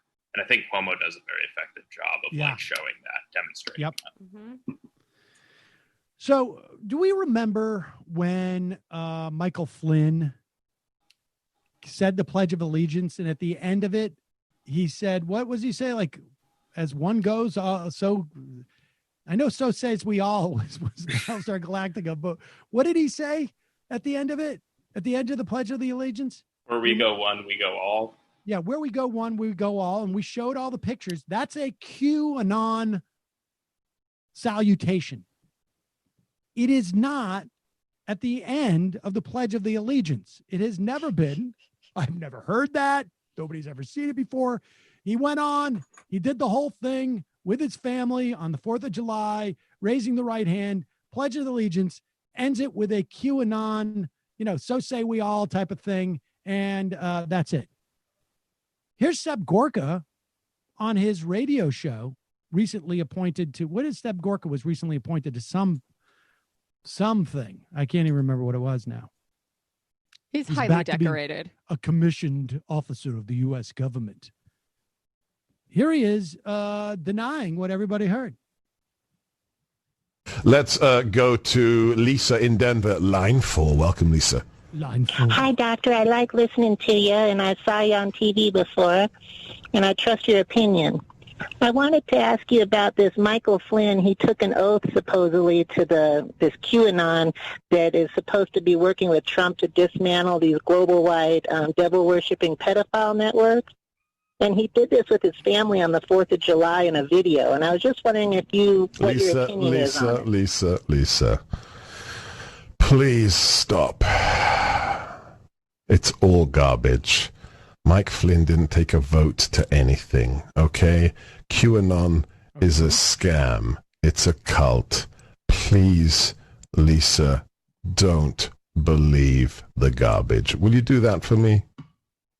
Well, there really are pedophilia networks globally that run by the there are elite. pedophiles in every country, but there's no global network of pedophiles linked to the Illuminati or anything else, okay? It is absolute snake oil. There is evil that walks the earth because man is fallen. But QAnon and everything they spread is utter, complete garbage. Take it from a man who was with the president in the Oval Office yesterday, okay? It's a cult. It's a con. Stay on the line, my friend, and we'll send you a copy of my latest book, and you'll understand just how much you and others are being exploited. Flynn, God though? bless What you, about Lisa. Flynn?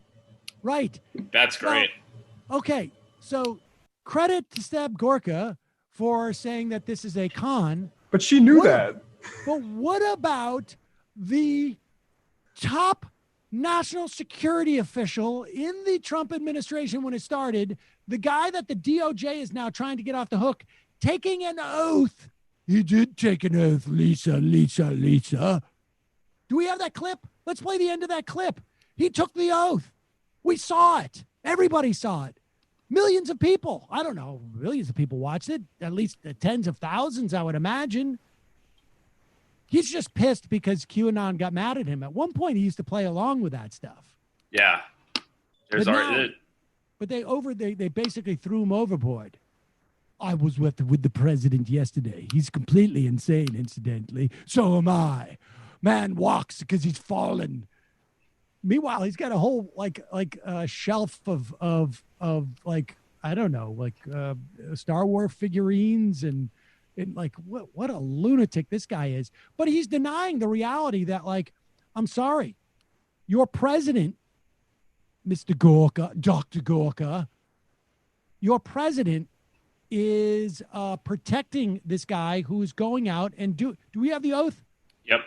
Play this at the end, just the end part. Yep.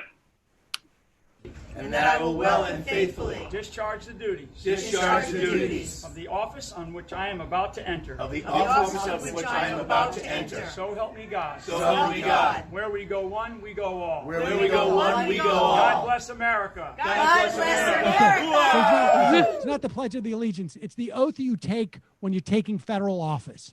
And you swear allegiance to the Constitution. But then he also said, with this job, I also... where we go one, we go. So basically, I pledge my allegiance to Q as well. Freaking nuts! What a batshit crazy country this is. At one point in when was it? 2019, in May 2019, there was posts by Q that said Gorka had committed all kinds of crimes, according to Will Summer at the Daily Beast. And Gorka didn't want to get caught. So I must, they're complete fabricated hoax. They don't know anything about the crimes I've committed. I mean, whatever. I did not plagiarize forget that. My father was not a communist. No, he was a Nazi. Fortunately, crazy people like... Michael Flynn and Seb Gorka are not the only people who are associated with this administration. We have non-crazy people like the president's lawyer, Rudy Giuliani. Let's hear what non-craziness he has for us today.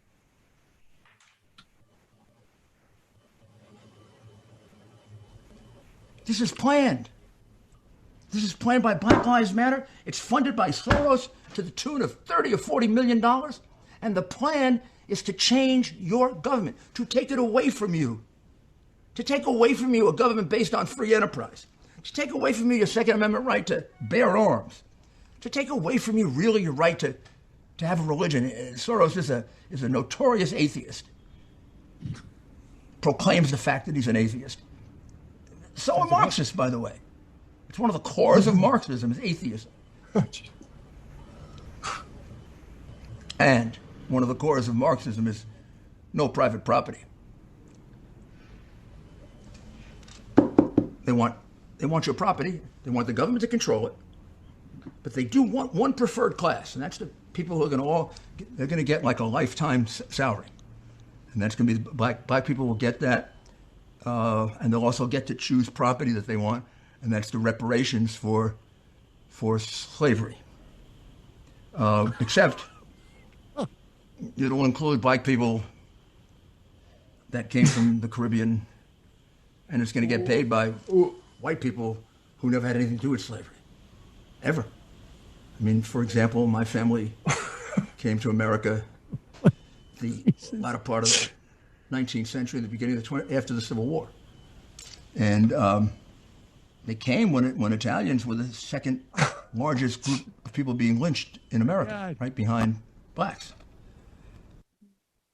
Wow. Grand slam. He hit all the notes there.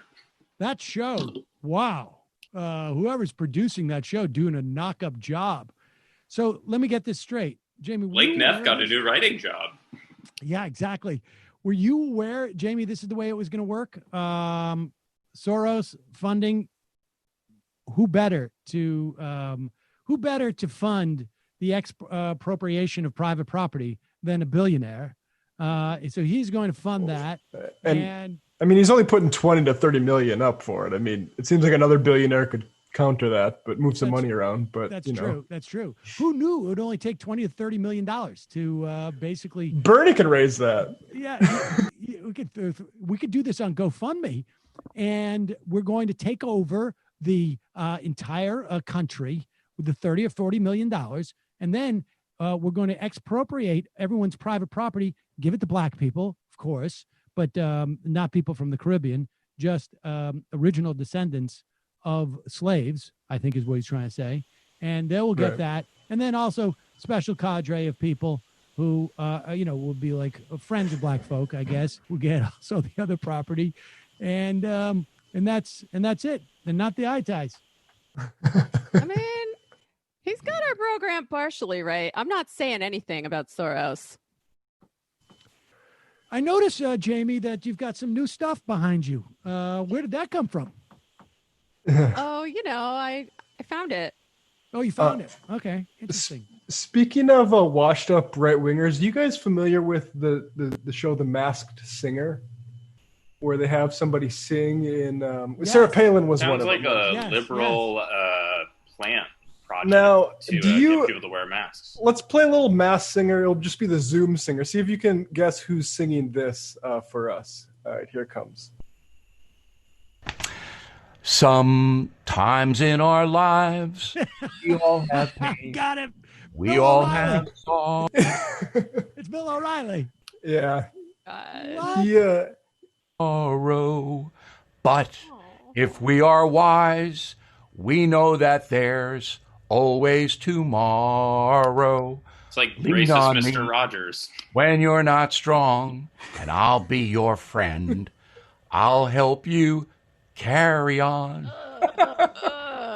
Good song. So what he's doing is he's making fun of somebody who said we should replace the national anthem with that, but he just sang it and riffed on it for a while. Oh Jesus! I'd be fine with that. I know I think it's a great idea. Any Bill Withers song. Wow. All right, let's talk about Nancy Pelosi for a moment. Nancy Pelosi, I think, is going to prove to be the I don't know. It's tough. Chuck Schumer spent close to $20 million making sure that substandard, non-progressive candidates won senatorial races. Amy McGrath is a perfect example up in Maine. Another example. But Sarah Nancy Gideon. Pelosi. Yep, Sarah Gideon. When Nancy Pelosi, when it comes to legislation, Nancy Pelosi is going to be a big problem, and hopefully, we are going to have enough progressives in the House that they will be in a position to deny certain victories to Democrats unless they get some of the stuff on their list that they want. We shall see. But here's Nancy Pelosi. I mean, look, there is not a Republican out there who is going to be swayed by Nancy Pelosi. This is the thing that these people don't seem to understand. I don't care what Nancy Pelosi says. There are basically two people who the right has spent the past couple of decades demonizing. Two women. Hillary Clinton and Nancy Pelosi. There is no Republican who's going to listen to Nancy Pelosi and say, well, you know what? She's sounding reasonable these days. Now, I think Nancy Pelosi has two problems. One, she doesn't understand that concept.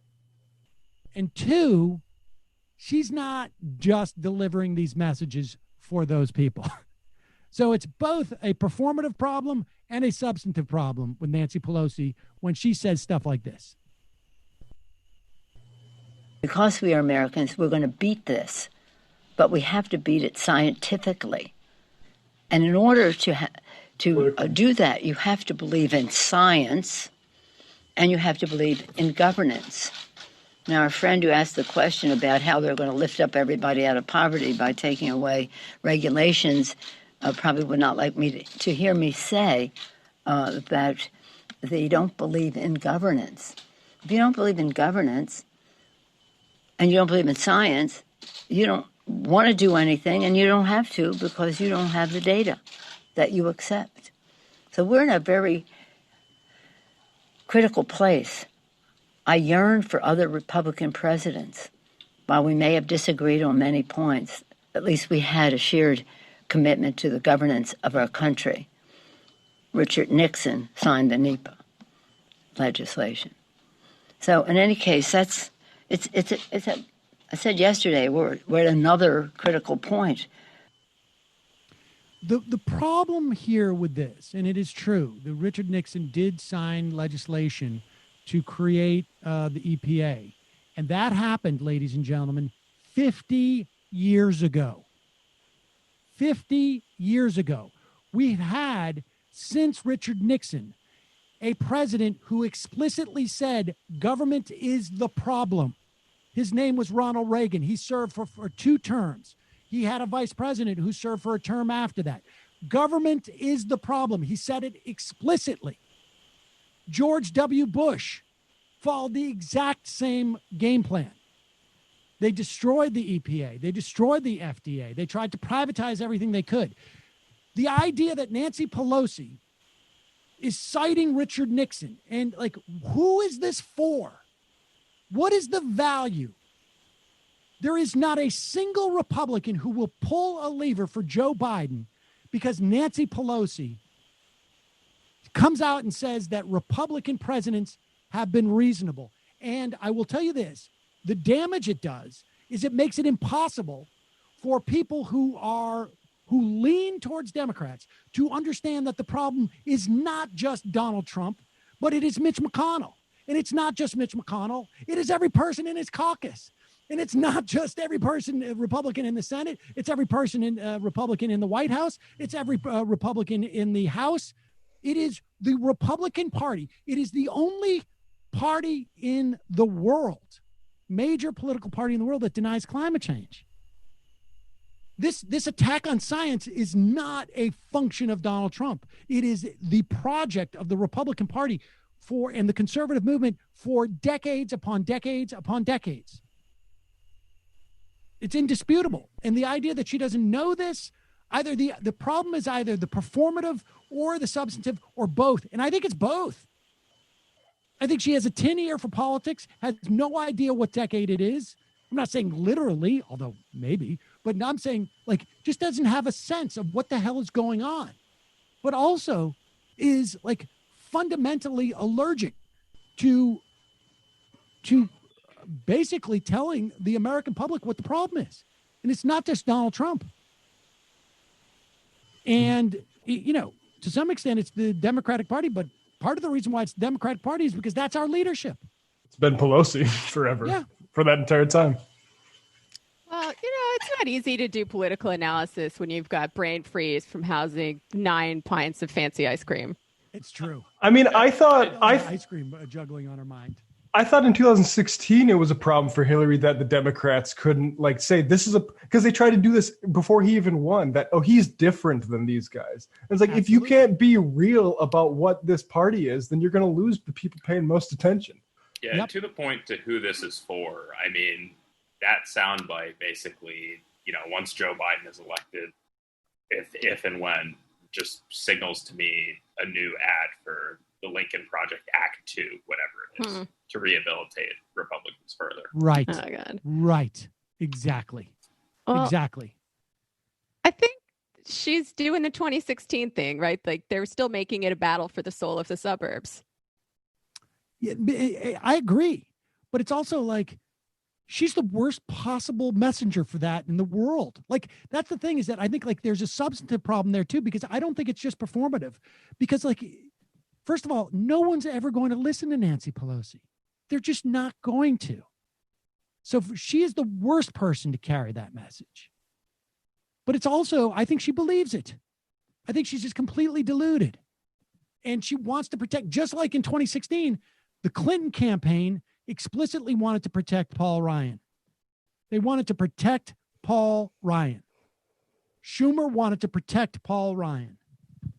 And this is what it got us.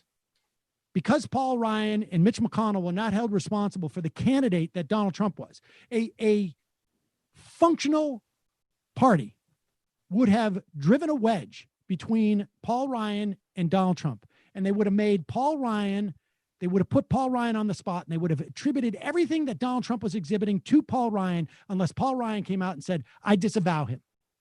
That's what a functional political party would have done. They would have done the same thing with Mitch McConnell. It would have boxed them in. It's called wedge issue. It is the most basic tenet. But instead, you had Chuck Schumer and Hillary Clinton. You had Chuck Schumer bragging. He said this in October. People can look it up. I've got Schumer. I've got Clinton. I've got Ryan. We're going to do the infrastructure deal in October. And that infrastructure deal meant repatriating taxes that have been offshored by corporations for years, so they could pay a smaller tax bill. And he was going to put it into infrastructure. And they protected Paul Ryan. And she's doing the same thing with the Republican Party right now. Horrible. Oh, Jesus. We don't have time for any of this. Folks, I'm sorry. We're out of time. I can't take any more calls. We didn't even get to the part where there's going to be mass executions after 2020. Folks, I'm sorry you've been holding on the phone for a long time. It's Fridays. You never know. We're going to do, I'll do, I don't know, 8 IMs. Kowalski from Nebraska. Hey, Sam, other future victims, I'm messaging you from 2030, or as we call it, the year 9TE of the Trump era.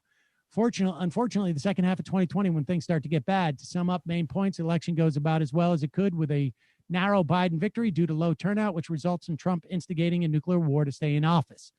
Within 3 hours, half the planet's dead. In the following 3 months, an additional quarter dies. I don't need to hear any more of this, but I get it. To end on a positive note, however, the internet still works, and the winning lottery numbers for tonight are, connection lost. Binder Dad. The wrestler whose name was the mayor of Tennessee is Glenn Jacobs, a.k.a. Kane, who always wore a full face mask and has worn it since 1997. Oh, that's good. My ex was a first grade teacher at that grade and probably second grade and lesser degree third grade. Teachers can't sit in a protected zone behind a desk. They must walk around the classroom to see the students understand the work and doing it correctly. If not, they have to work closely one-on-one so as not to disturb the other students. For some grades and their teachers, it's almost impossible to keep safely social distancing. Fair enough. Then you give them N95 masks and shields. I know it'll be creepy, but better than nothing. But yes, like I say, I'm glad I don't have to make that decision. I just have to make the decision to send or not to send.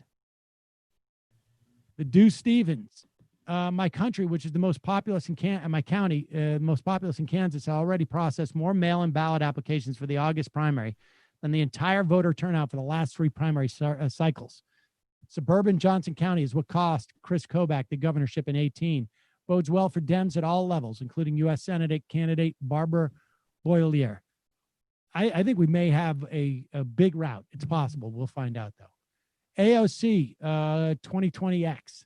I'm disabled, have MS, 38, live in Central Florida, and I'm 100% dependent on my mom to live. Months ago, she was reasonable. We compared some states' Medicaid programs, living costs, and other reasons. We decided on Portland. I have 2 close friends there. However, now she's completely on board with Trump and his rhetoric.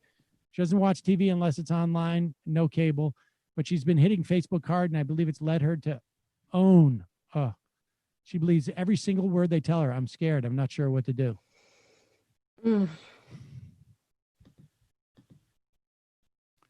Maybe try and put other shows in her algorithm. I don't know. We don't have a version of OWN in this country.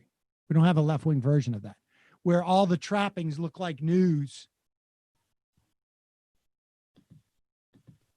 Noah from Tampa, you guys should get Stephen Graham or David Kilcullen on. The way the DHS is treating Portland could lead to urban warfare.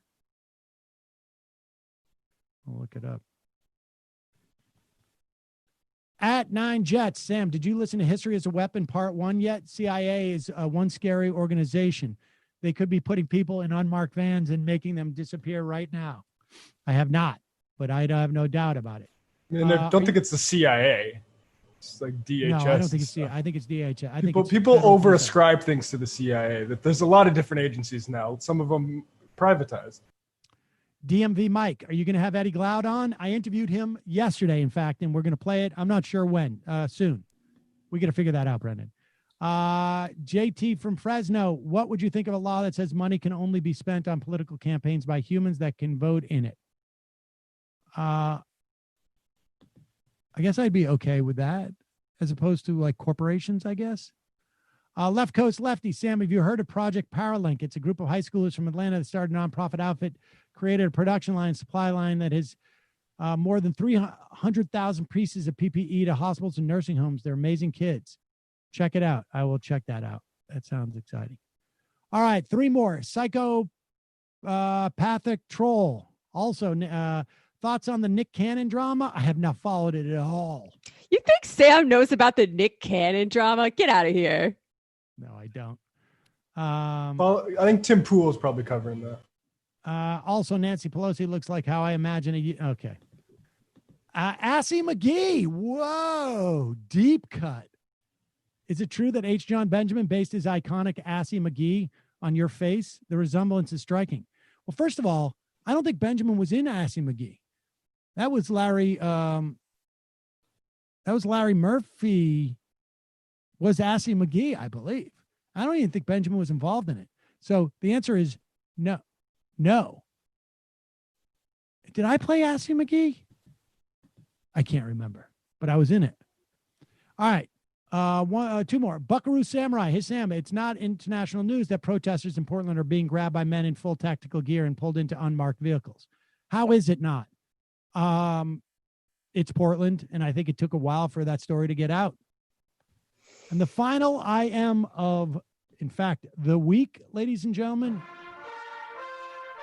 Brendan, Matt, Jamie, great week for as much as, we can do here in our little corner of the world. Thank you. Stay safe. People tune in to Jamie's socialist conference. Where can they find the link, Jamie? I will put it in the blog post, and I'm also about to tweet it. Bear at home, me too. Sam, have you ever gone to Rocking Horse Ranch? My wife took the youngest for a couple of weeks ago. She said they did an exceptional job at social distancing there, and the kids loved it. Ages 3 to 14. No, I'm not even sure I ever heard of it. 87, right up the thruway. Oh, is that right? Yeah, a lot of ads. I took the kids to a drive-in movie the other night. We saw Jurassic Park. That was fun. But yeah, I'll look into that. I had never even heard of it. All right, folks. See you Monday. It might take all the strength I got to get to where I want, but I know somehow I'm gonna get there. I wasn't looking when I just got caught between the truth and the light bulb. But finding out won't make me feel any better. Yeah, I know the clock is ticking, but the meds are gonna kick in, and my pilot light shining bright. I guess somewhere the choice was made for the option where you don't get paid, for the road that bends before it finally breaks you. I guess somehow I lost my drive